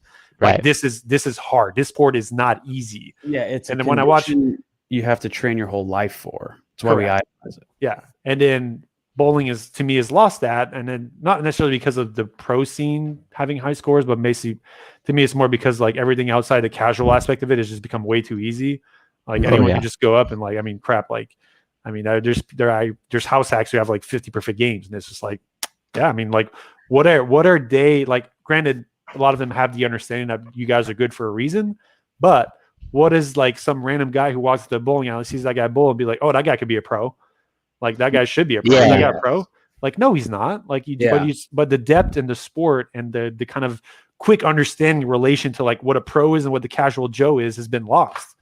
And like, I mean, you walk back in the day in the 1980s and you see Walter Ray and you see like my dad bowl, you'd have immediately been able to tell the difference. Like this guy is freaking amazing. This guy is a Joe Schmuck. Now you can't. And like that to me is like, I don't know. And that's something, again, that's a problem I have zero idea how to fix. I don't see it being fixable. And I think that issue is off the cliff. It's done. Like you can't do anything about it. But I agreed. Your novice bowler, even your bowler that really knows nothing about, has no way of being able to like depicting skill level. You know, I get it. It's just it's such a they're so delusional about what is a pro and what's not a pro based off what they're seeing in front of them that you just don't see that really in other sports. Like you can tell you can pick up pretty quick. 100%. Out of curiosity, and I get it. Belmo, me and Belmo spoke for like an hour. It was like 4 or 5 years ago, and he was like pitching this idea of colored patterns. I'm sure you guys have heard this before. I'm curious to know if that would have. So you show up in a bowling alley and you see color on each lane, and the colors are different. Like to me, that immediately sheds in my brain is like, boom, like, oh, what is that? And then you look on the wall and there's patterns that say pro pattern, noob pattern, house, like whatever. Like that to me is an instant, like not necessarily a fix, but it's kind of a band-aid to the issue because then you're not only are you kind of teaching your audience that there's different oil lanes, like because most people who go bowling have no fucking idea. They're like, what is this slick shit I can't walk over? Yeah. Like they walk past the line, like, oh, what is the line for? I whoop, they slip on their ass and they're like, oh, there's oil here. And then like I started explaining to my gaming friends or whatever, like, yeah, the oil in the lane is dispersed in a way that makes it easier or harder. Like, huh? What do you mean easier or harder? Like I'm throwing a ball at the pins. No, there's a lot more to it. And then there's cores in the bowling balls, there's shapes, and then the covers do. They're like, what is going on here? Like, what is this sport I never heard about? Like, and it's like to me, they're the best way, and this is my personal opinion, but the best way to fix things on a knowledge front of the bowling game is to make things more visual. Of course. And oil color on TV projects kind of like, I mean, it doesn't project much because again, if I'm a casual person watching, like I see the oil, I know there's oil, but like what's the difference from what I'm bowling on? Like if there was an actual color to the pattern, like let's say you bowl the Oklahoma City Open, which is on a Mark Raw pattern, which isn't that hard. Then you watch the US Open, which is on this flat pattern that's red, and then the Mark Raw was green. Like as a viewer, I'm like, okay, like I can understand that there's a relation to the scores that are going to happen on this show compared to the color of the pattern. And I will bowl the US Open. It's like, oh yeah, red pattern. These guys are going to struggle today. Like there's a visual correlation between what I'm watching and what I'm seeing and what the scores are. To me, is like fucking amazing. Like that, I love that idea, but I'm sure it's hard to do. Cut the colors. Oh, it's incredibly hard to implement. Yeah, there's just a lot of things, you know, the dye and the machines, and then getting on the bowling balls, and it gets all over your clothes, and then there's a lot of logistical errors that go into. But it is something like that. Like one of the worst conversations I hate having this conversation is explaining someone that I'm at a bowling alley with that knows nothing about bowling, and they ask me what's going on. I have my set spiel. Like I've said it so many times that like I know how to explain oil in the least amount of words possible to get my point across. But I hate the conversation. And I know we've all been there trying to explain what's the wax on the lane. I'm like, God, shit. Here we go. Here we go. Let me tell you.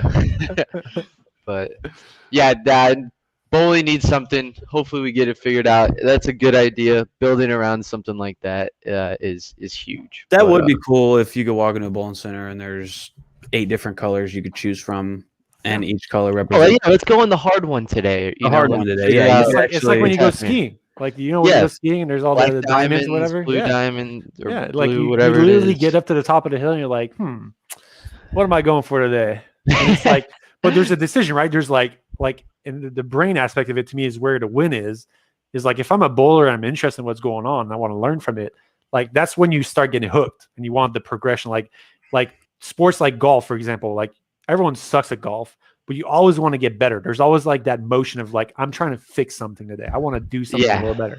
So like let's screw the casual aspect of bowling. Like if a person is bowling and enjoys it and wants to do it more, give them a reason to do it more. Right now there isn't. Like right now the step above is like, I go bowling, I use a house ball. The next step is to get my own ball, which is like not very accessible. Let's put it easily, right? It's not cheap for a person who's not like super into it. I got to buy my shoes. Like basically spending money is the next step rather than like difficulty, like, oh, progression. Like, okay, yeah, like pattern easy 1. I'm going to go bowl number 2 the next day because it's super cool. Like I thought pattern 1 was really easy. Like there's a brain and progression element. It allows you to change some things too. Like for example, golf, I'll go to the range one day. One day I'll go to a hard course and play the absolute back and try and break 90. One day I'll play with my buddies, I'll play the whites and try and break 80. Like there's different ways you can challenge yourself. And if a bowler was going to a bowling center and they could visually, or they could just control, oh, I want that pattern or this pattern, and they can change on a different day, it could help them get better. They could recognize what the difference between an easy pattern and a hard pattern is. The one thing about colored oil, I talked to a guy that bowled on the red oil. I won't say who, but he said he couldn't see his mark very well. So, like, I do think there's like a deal with it. Just change it. Just completely changing the. You can't. Come on, man. Like, let's be real here. Just, I mean, it's not that. You do this for a living. You get a chance to make a show. Okay. And now okay. You want to talk about do this for a living shit? I competed for 6 years playing Call of Duty. Every year we changed consoles more or less. So I had to use a different fucking controller. Every year we use different monitors. We change games every year. We change everything. My job is to adapt. You can't see the mark. The person you're bowling against can't see it either, bro. I'm sorry. True. That's some sissy shit, bro. Like let's start growing some balls here, bowling community. All right. All right. There's no excuse. It's a fair competitive playing field. It's to me that's the same excuse as like the bowling ball stuff. Like I can throw the bowling ball as much as you can. Like the urethane ball, like you just sure, different brand of balls, the purple hammer, all that other stuff. Okay, there's a depth to it that has a small difference, but for the most part, if you're telling me that something visual like your mark, bro, I don't want to hear that shit. Like, come on, like what is this, kindergarten? Like this is a battlefield. I can't see the second arrow. This is a battlefield, bro. You're going to battle. You're not here to sissy crap around. Yeah, like can't see my mark. Tell me the name so I can tweet at him. Tell me now.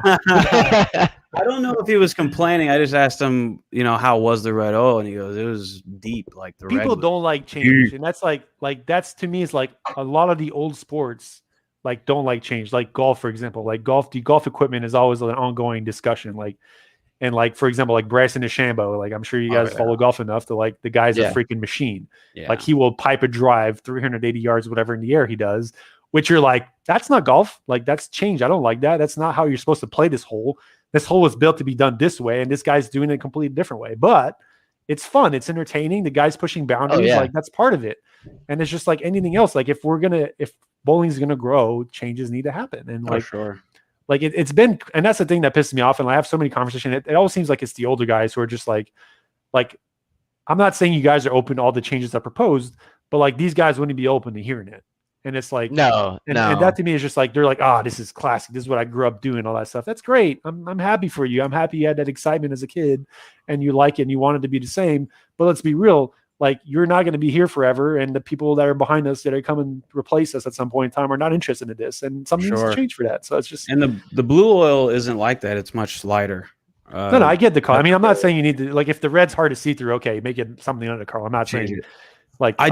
I don't think it reaches its full potential until people who watch bowling, people who watch people bowl on colored oil, until you could go to a bowling center and do it yourself. Yeah, exactly. I don't know if there's much of a point. Yeah, I agree. I mean, I still think if the color changed based on the difficulty, to me that's cool. I like that. There's an understanding to my brain that like you just use like red to me is a kind of danger color, right? So it's like, this is. Yeah. Green, and you use I don't know whatever else color. Use red. It's so hard you can't see your mark. Hey, listen, you mean I'm bowling in a flat pattern? I can't even see when I'm throwing the ball. Like, can't even see the board. This guy's that good. We just need jet black oil all the way down, so you just can't see anything. That'd be great. I mean, that's Belmo though. That's Belmo. Let me say one more thing. He owns 3 centers. Yeah, he does. Yeah, that's fair. Come on, Belmo. Let's do it in one. So isn't there? So you know how you have the arrows and then there's like the actual stripes down lane? Yeah, the range finders. Not every bowling alley has that. Not every bowling alley that's different. No. Right? Some lanes do, some lanes don't. Like some people like using those, but they're just not there if you're bowling. Like, true. It's like 100%. You want to complain about things you can't see. It's not even there to start with. So what are you gonna do? You're gonna go to fucking Tom Carr and be like, excuse me, I'm used to bowling with these. I need these to be added before the tournament starts. Thank you. Appreciate it. I know that's just accepted. I don't know. If you look that far down the lane, you're kind of weird anyway. I don't understand how you do that. Where do you look, Ray? I look at the dots on front, like the not the ones that are next to the foul line, like the whatever 5-10 feet down, the ones that are between the arrows and the foul line. Yeah, that's what I look at to aim. So yeah, look at the arrows. I can't, dude. I've tried, and it's just like me too. I lose myself to the foul line when I look like that far down the lane. Like it's just weird. I just like, there's just so much space out there. Like, and then realistically, just like to me, the baseline is like, it seems harder to throw at something that's that much further than this, right? Like I'm gonna have an easier time hitting something that's 15 feet in front of me than 30 feet down the lane. Yeah. So like, it just seems like I don't know. Yeah. I mean, it's like doesn't Wes Malott aim at like the dots that are on the line? No, he looks at his foot. He looked straight down. It's like, what? Yep. That is the most craziest thing.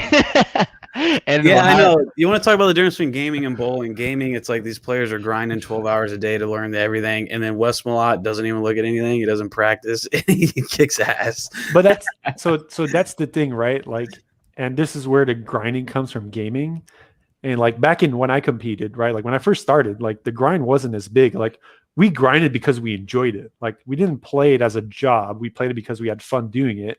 And now because it's like there's so much money involved and there's a grind aspect to it. I'm not saying the players don't enjoy it, but the biggest reason why we do it so much is because if Brad and Kyle are on a team and I'm on a team with my teammate and you guys are playing 10 hours a day, I'm only playing 3 hours a day. You guys have 7 extra hours of experience. Yes. And I will not be able to compete with that. Like I don't care how good I am. And that's the thing with bowlers, right? Like I feel like there's been a good amount of bowlers. Like, I mean, I don't know how much Kyle Troop grinds, but like he came kind of, I'm not going to say he came out of nowhere, but like he came from a point where he wasn't like a top guy. And now he's turned into like one of the top guys. And I guarantee that didn't just happen from him not bowling. This guy practices, this guy works. Darren's a perfect example. Like Darren and Mikey are like the funniest brother example to me ever. Like you talk in terms of like just naturally gifted guy to the guy who will grind and just like work his craft nonstop. Like to me, that's like the biggest, like the bipolarness of two bowlers is like Darren will work at his craft nonstop. This guy's loves the grind aspect of it, and I respect the shit out of him for it. Like he will try and fiddle something, work something out, and he will show up on tour and like let's be real, like Darren's a good bowler, but he doesn't have like he's not God's gift talent the bowling physically, right? But he makes things work. He understands his game. He's good at doing things because he practices them.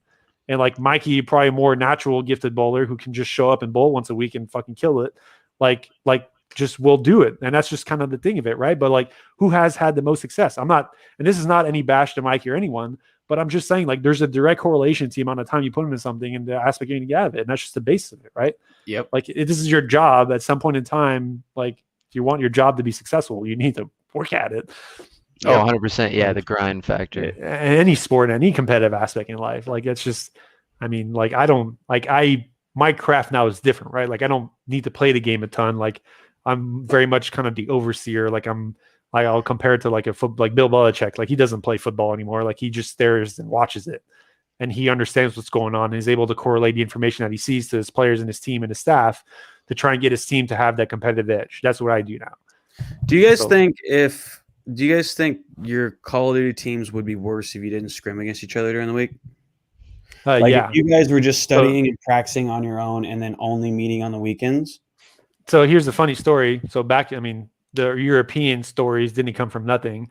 When we used to go to Europe and just swipe the board, like the internet connections weren't that good back in the day. So even now it's pretty shit to play a European team.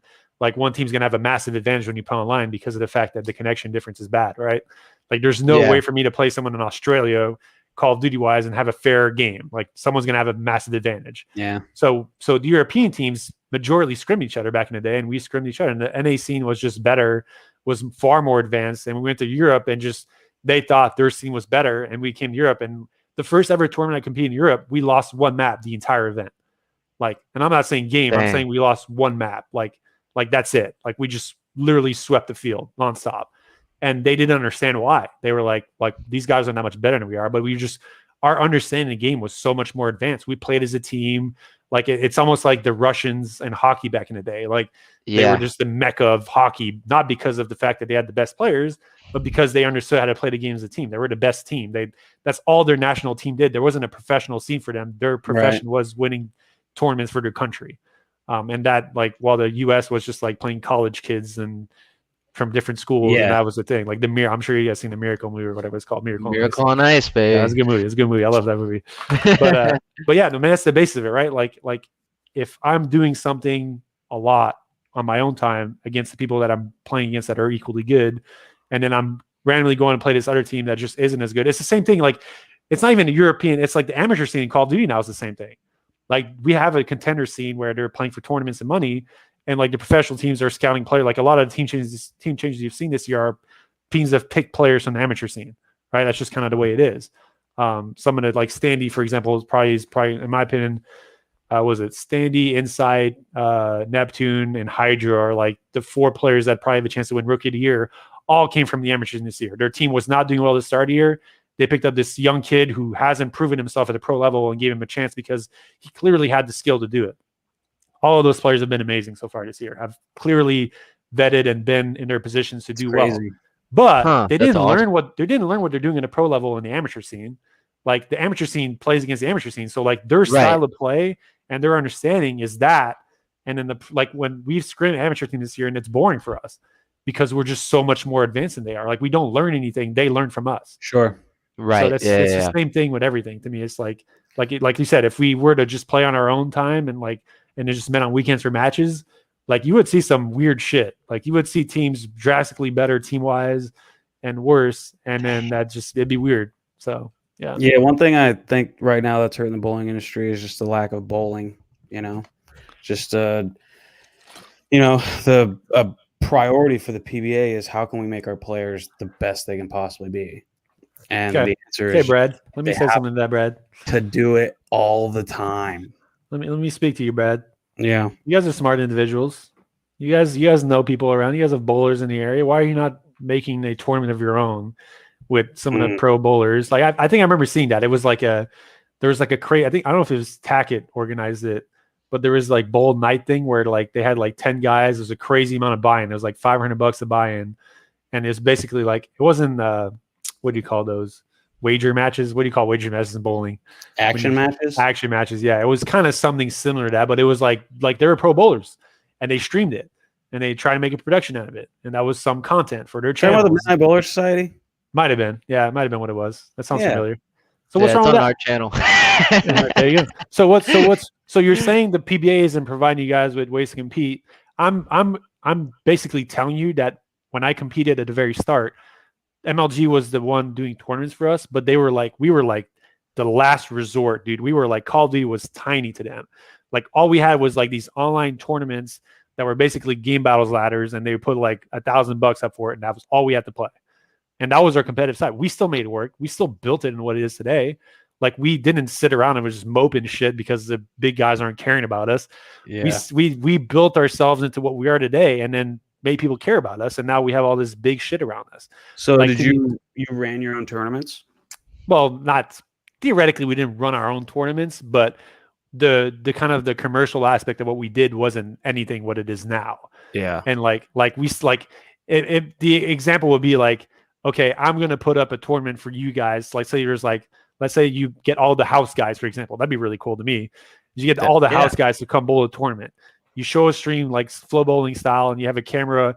Maybe you have a camera where people sit and you talk between shots. You do like a picture in picture, and you have like these mid-game interviews where people are like, there's banter, there's fun, like it's competing, but it's also entertainment. And like that to me is immediately a win.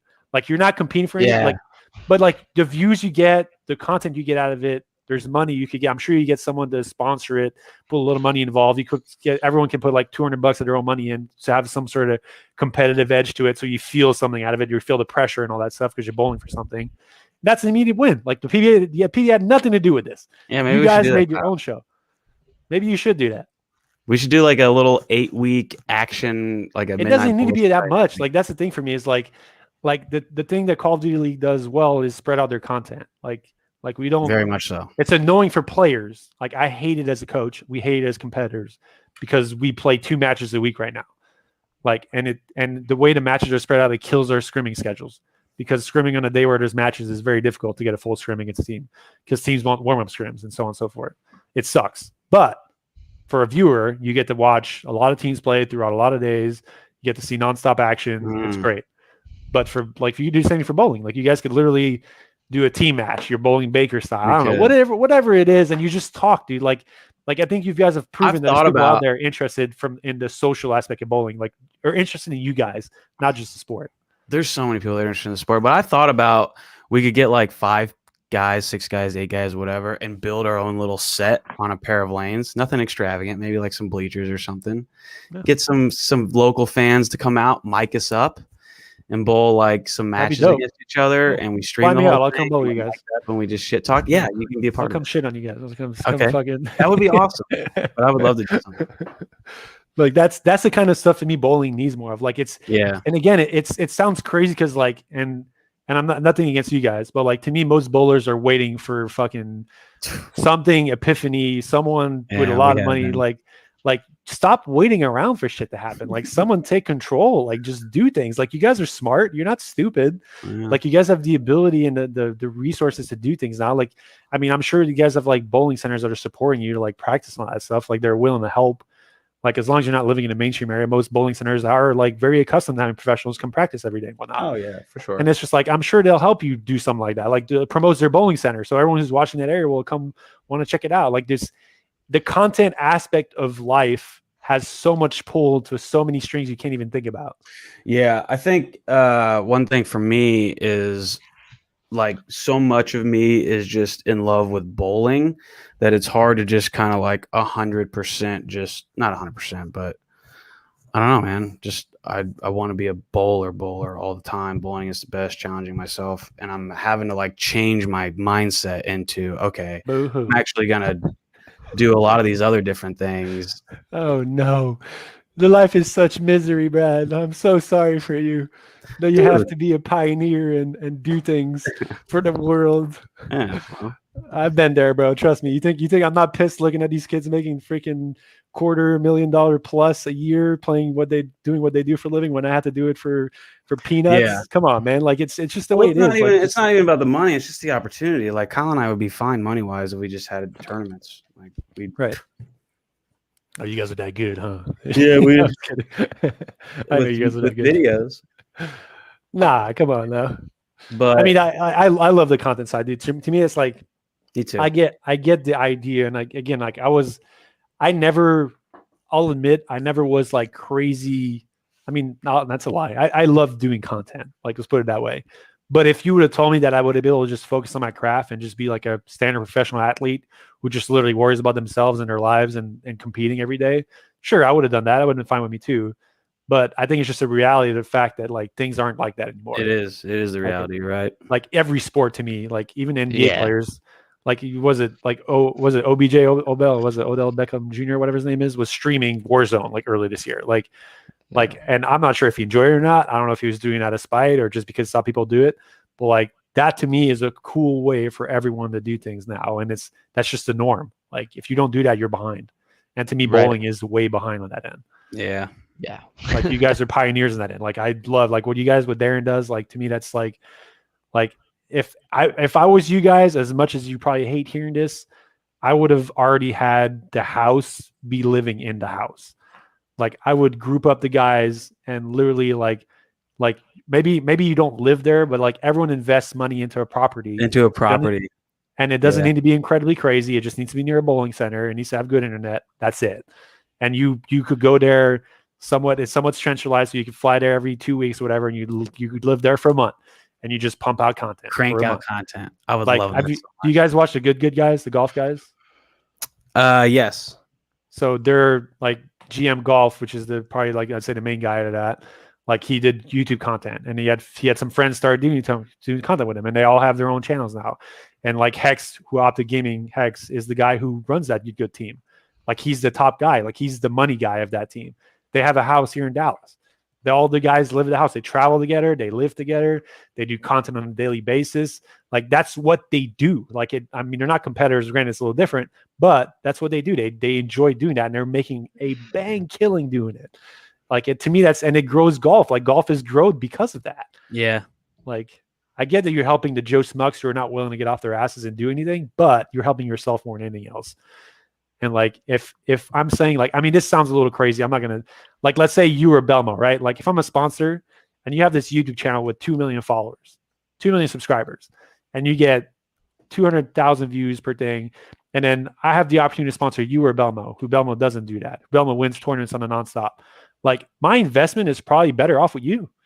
Like this is not anything against Belmo or anything. Like I'm not talking smack or anything. I'm just saying from a like financial aspect, and to get the more bang for my buck, I'm going to get more out of the person who gets the views. Like you could literally, you guys could be the biggest bowlers in the world without being the best competitors in the world. And as much as like, obviously that's not fun to hear.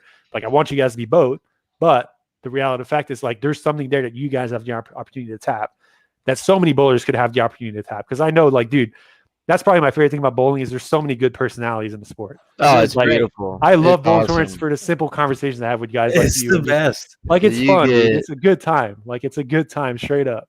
And like everyone's like, oh, you're going to Reno to bowl tournament? It sucks. It's so secluded. It's like that's the good part of it. The fact that everywhere I walk, I'm just seeing bowlers and I can sit down at a blackjack table and just have a fun conversation while losing $50. Like it's great. Like and like that's what's crazy to me is like the personality aspect is there. It's just the willingness to kind of put it out on the internet. Yeah, you got to get it out there. Because, like, I mean, let's be real. Like, a bunch of gamers are awkward. But that's what makes it great. Like, yeah, I don't know. Like, like I follow Crim Six. Crim Six is like one of the most. He's not. He is weird. He's not awkward. He's uniquely him. He is, but he's out there. He's vocal. Like he's very. He's very vocal. That's where the personality aspect comes out. He's willing to talk. But a lot of gamers aren't. Like there's a lot of professionals. Like I could point at least half the professionals and be like, these guys have zero shot to do content after they're done playing. Because they're just boring ass individuals. Yeah. I don't care how good they are at the game. Like nobody's gonna be willing there to watch someone just play the game and not talk or do anything. Like there's, I'm not going to say name, but there's an ex-professional who does Warzone, like plays Warzone competitively for a living now, and streams all this time, and he's like probably one of the top 3 players, and he gets barely any views. He's probably one of the best, but he's just doesn't interact with his stream, doesn't kind of go the extra mile to connect with his fan base. I am. I watch all the streamers. I'm like deep in the Warzone streamers. 3 names came to mind. but that's kind of the thing. It's like there's people who are interested in that aspect, right? I'm not saying it's impossible, but like But like even Shroud, who was like, I'm sure you guys have watched Shroud before, who was like one of the biggest streamers on Twitch for a long time, who was majorly just there because like people were watching him because he's freaking amazing in the games. Like he's just snaps on people like no other. But he still had some element of like talking to the stream. He was still like, but between games, he would like put his chat up and just start talking and interacting. Like that to me is a huge thing that bowling is missing. Yeah. And please make that. I would even say go the mile that the interaction part is more important than the actual competitive side. Yeah. Like, I mean, you look at it, I mean, we talk about the streamers. I mean, Nick Merckx has to be the most popular streamer. But if you go off skill, I mean, don't get me wrong, great gamer. Like, he's good. But there's countless other players that are way better than him. Like, you probably didn't notice, but Nick Merckx was a professional Gears of War player. That's how he started.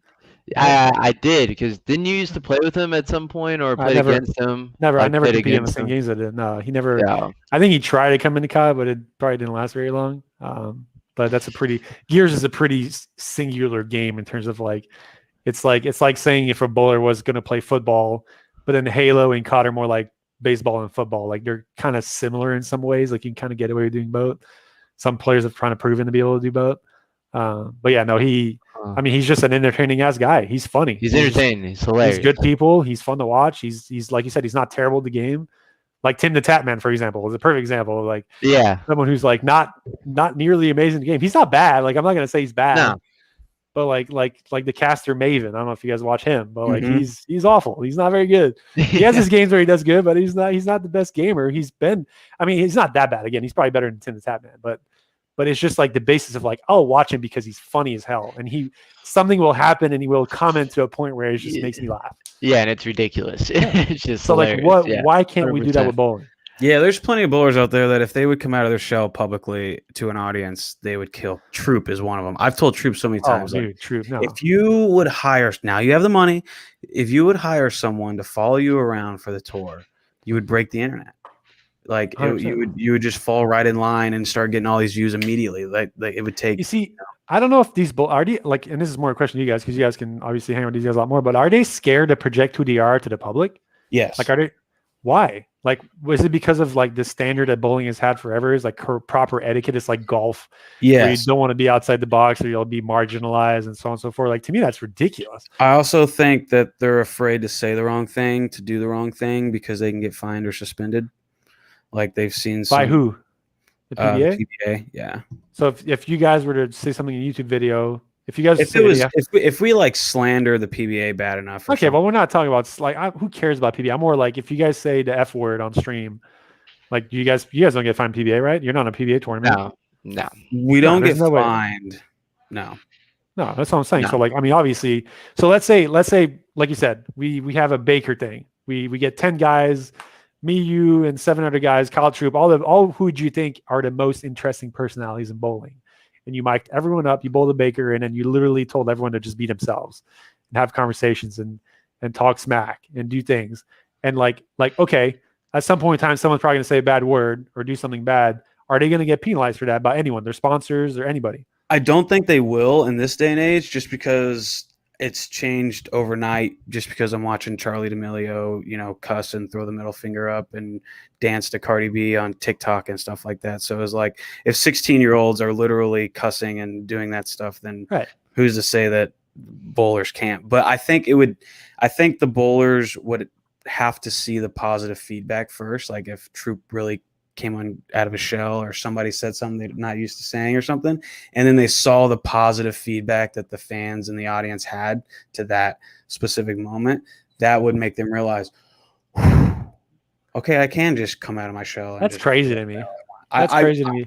It's such a different scene because like in gaming, you can't hide who you are. That's why I love it, man. You guys just go balls to the wall. You don't care. I mean, I was streaming for 8 hours a day when I competed, and I was like, dude, like if I'm gonna say something or it's physically, I mean, dude, like you can't be someone else for 8 hours. There are streamers like Dr. Disrespect is a perfect example of someone who like he has an act, but that's more or less who he is. Like he's just a funny, like outgoing, loud personality that is just putting this thing on his face.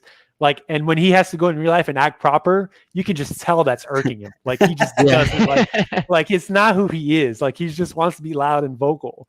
And it's like you physically just cannot go on stream and not be yourself for 8 hours. That would be like the hardest thing ever. Like it would be emotionally like grueling to do that. Yeah, there's no way.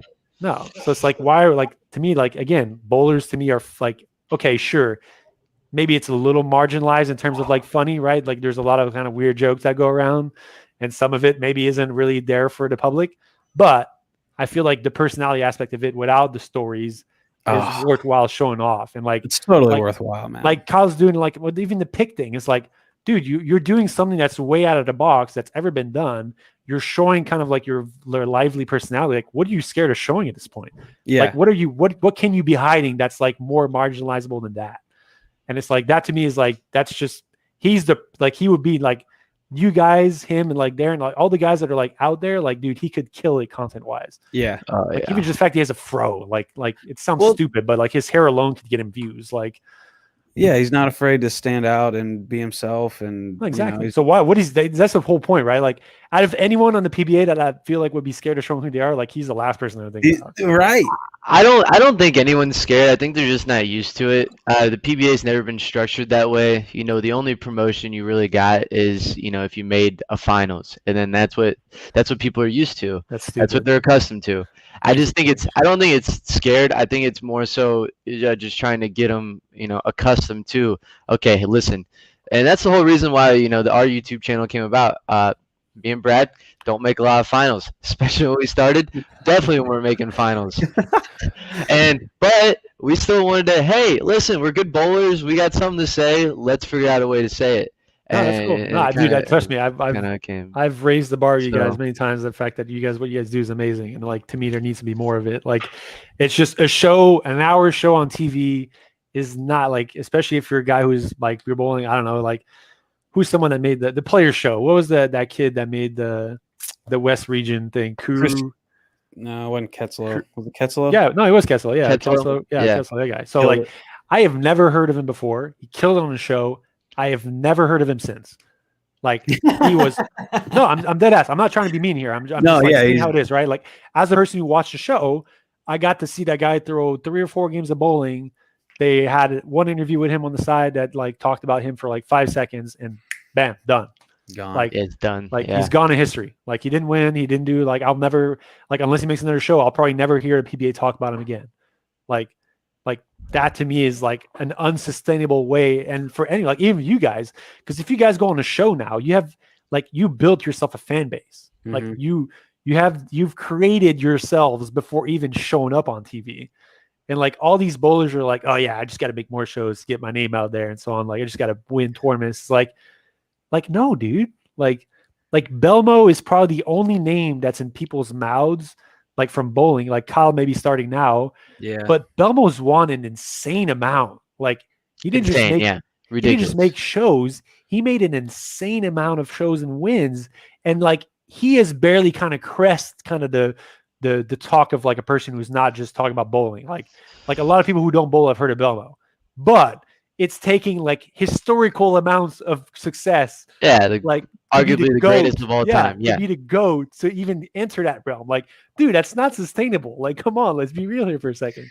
Yeah, I think one of the reasons why Kyle and I have been down a little bit without these tournaments is we've seen so many comments where it's like someone will say, "Man, I don't really care to watch Belmo when he makes television." But when he has a 3-minute cameo in your vlog where he's actually just a human being, I love it.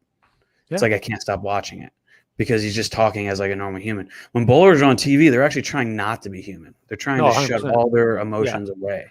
I hate that. You know? I think that they didn't, and it didn't used to be a thing. I don't think like back in the day when like people, it seemed like people were. I mean, I could be wrong again. This is me speaking. I was not sprayed, but like I love.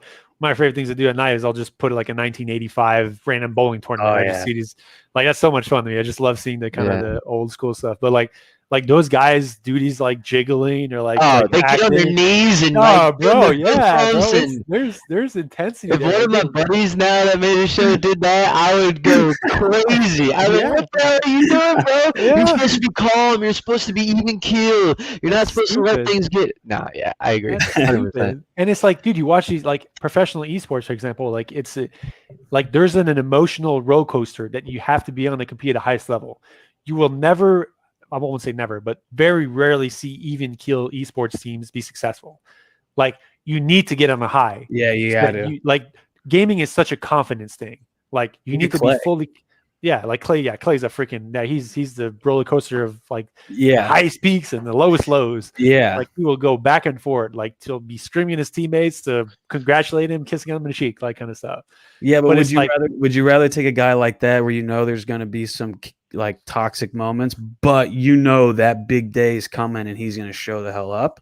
Yeah. Or would you rather just have like an even kill guy? You want the guy who's going to show up on game. I want the guy who's going to win, who's going to help me win. Regardless of the highs and lows, like no one's saying it's going to be easy. Winning isn't easy. You guys can fucking attest to that. No, it's very hard. Like winning is not easy in anything, regardless of what you do in life, dude. Like winning's hard. So like there's going to be highs and lows. It's just part of it. So like, why not make your highs very high? Who cares about the lows?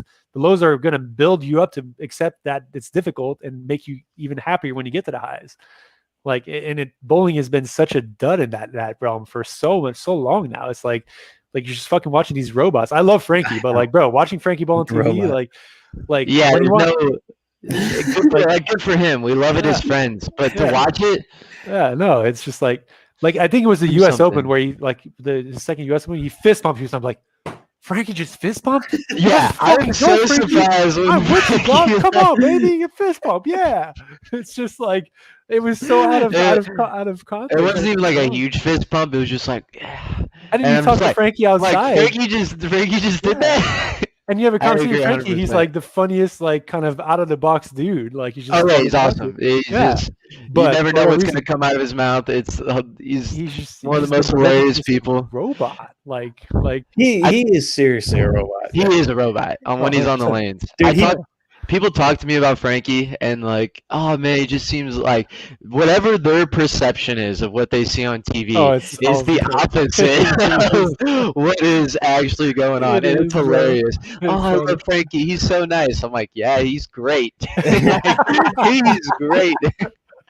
He's nice, but he definitely has his moments. You know? Yeah, he is. Nah, he's a super nice guy. But the kicking but ball. He even in between games and qualifying, he'll keep his bags in the exact same spot. Like Frankie is in his process. He's more meticulous than anyone else. You're not breaking that process. I don't think there's like, I'm not saying everyone needs to be lively on television. Like that's there's no way that's going to be the case, right? Everyone has their own things, but like it just seems like all the bowlers have created this understanding that that's the best thing to be. Yeah. Like, and to me, it's just like, that's not the case. Like I'm not saying just go and yell after every shot, but like there's proven success out there.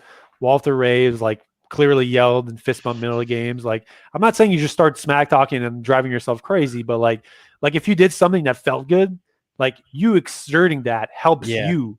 Like it pushes you to keep it going, like gives you this emotional state to create confidence.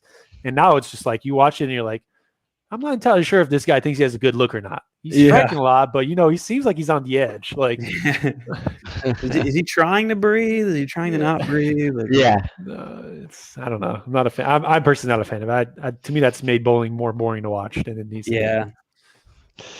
Guys, I have bad news. It's 2 hours. We did 2 hours. I have to get going here soon. Right. It's our longest one. Yeah. This is our longest one. I was like, holy cow. I know. All three of us can talk for days. It's not good. But yeah, your guys' homework now when you go back in your realms is to create this small event production. The hardest thing is to get someone who's like, you need to get some production element. So you you guys have good cameras, but you need to find a bowling center that's good internet so you can stream it. Yep. And then you need to find the technical aspects of like the getting people mic'd up and whatnot. Like that's not easy. You need someone to help you with that. But find ask people do you feel Not necessarily the best bowlers, but people who are good enough to people that are gonna be like, yeah, I've seen that guy bowl on TV before. I know about this guy, or who have the social output like mine, or someone that maybe it's not even a professional bowler, it's someone who's outside, who's actually good at bowling. Because I'm sure there's more of like Mookie Betts, for example. Like I'm not saying you get Mookies, might be hard to do, but people who will get viewers to watch. And you create this event where you bowl. Maybe it's like a team thing, like I don't know, whatever it is, and then you create this event where people can watch people be themselves. That to me is an instant win for you guys on your channel. If you get the PBA to get behind it, it's an instant win for the PBA and it's an instant win for the sport. And who knows, might build into something bigger. Yeah, it could. We'll hit you up. You'll be part of it. Yeah. To the audience, I shared a link in the comments section. It's our new giveaway we're doing in July. You get a chance at a Brad and Kyle membership for a year and a dark code. So check that out. Sign up. You can be a part of it. We're going to, when are we going to announce winners, Kyle? End of July 31st. July 31st. Okay. So that's what we got going on for July. And then actually I spoke with Daniel yesterday and he's like, I want some event in August. I don't care what it is. And so now we got Ray telling us we got to make some events. So we're going to do something. We got it. Sure, Storm will back it up, bro. Like, that's like, come on. Like, We're coming to you guys. I'm like, sure. Like, they would do something for it for sure. All right, so what do you got going on this weekend, Ray? Tournament? Yeah, we compete. We have one match this weekend. We play LAG on Saturday. It's not this week. It's next week, actually, because we had an extra week off because of the schedule formatting. But yeah, we have 3 weeks of standard pool matches left. We're battling for second seed for champs, which is big because it gives us a first round bye at champs like we had last year. And yeah, we got the last two big events will be on land again, so that's pretty dope. It's gonna be and champs is when? It's gonna be, I believe it's mid-August, somewhere around that realm. Okay. Yeah. So that's gonna be a big one. I think I've heard. I mean, it's all rumors at this point, but they're supposed to be trying to allow fans for that because we didn't have fans at our last event, which kind of was weird. But yeah, if you guys off, yeah, I'm sure I can get you guys in. If you guys, where's it gonna be, bro? Come on. I'm not allowed to say. I know, but it hasn't been announced yet, so I can't. Okay. I'll tell you once you shut off the lights. But we're there, man. We're there. I'd love to go to that. Dude. I mean, it's a content opportunity for you guys too. I mean, I know. I'm in. I am 100% in. Yeah. So yeah, but yeah, that's the end of the season for us. We got a month and a half of grinding to happen here, and hopefully we can progress. This year's flying by. You said August, and I'm thinking that's like 4 months away, and it's literally next month. Yeah. God, we got to hit the road here soon in 2 weeks, Kyle. I know. So what's going on for you guys? You guys have the summer swing happening pretty soon. Yeah. When does that start? July 23rd. Yeah. And how long does it go for? It's 4 or 5 weekends. I'm really only signed up to bowl 3 of them right now because. Kyle, please don't show up at a tournament without signing up, please. The logistics. This one's intentional. Okay. Logistically, they're just a little tough to go to all of them. We're gonna be in Texas for a couple weeks. We go to Lubbock the 23rd, and then Houston the next weekend, and then we head up to Jonesboro. So if you're on the weekend, though, fuck. No, we're driving from Houston to Jonesboro, and we have a week in between the Lubbock and the Jonesboro one. So yeah, I mean, I was gonna say because the actual Atlanta event is the same weekend as the Houston event. Yeah. So if for whatever reason bowling doesn't go as intended, okay, and you guys want to drive back on the Saturday, like I'm pretty sure Houston, Arkansas, do you have to drive through Dallas for that? Well, we can't. Close. We got multiple days to get there, so yeah, it's in Dallas. The land event. Yeah, the next land event's gonna be But yeah, I might August 15th, the Chesapeake Open. Maybe I can bowl that, and I'll see. I'm always looking. I'm always looking to schedule to see what I can fit in. Shit. Because I mean, I get like that's the beauty of my job now compared to my professional days. Is like, I mean, I get a few months off after the season's over, right? So it's like because I don't really like the players kind of have to keep playing to keep their craft going because it's hard to kind of like you don't want to have too much time off. But I mean, we play a new game every year more or less. So it's like for me to keep my mind invested into the game we just finished competing on is pointless because we're about to embark in a new game when October comes. So yeah. September, October, you're pretty free. Yeah, I am planning to go back to Cali for a few weeks with the wife during the off season. But besides that, I'm planning on bowling and golfing as much as I can. So Okay. Cool. Right. Beautiful time. So beautiful times. All right, Ray. Well, thanks for joining us today. Appreciate it. Everyone, thanks for tuning in. Brad, you got anything to say? Nope. All right. We'll see y'all next week. All righty. See you guys.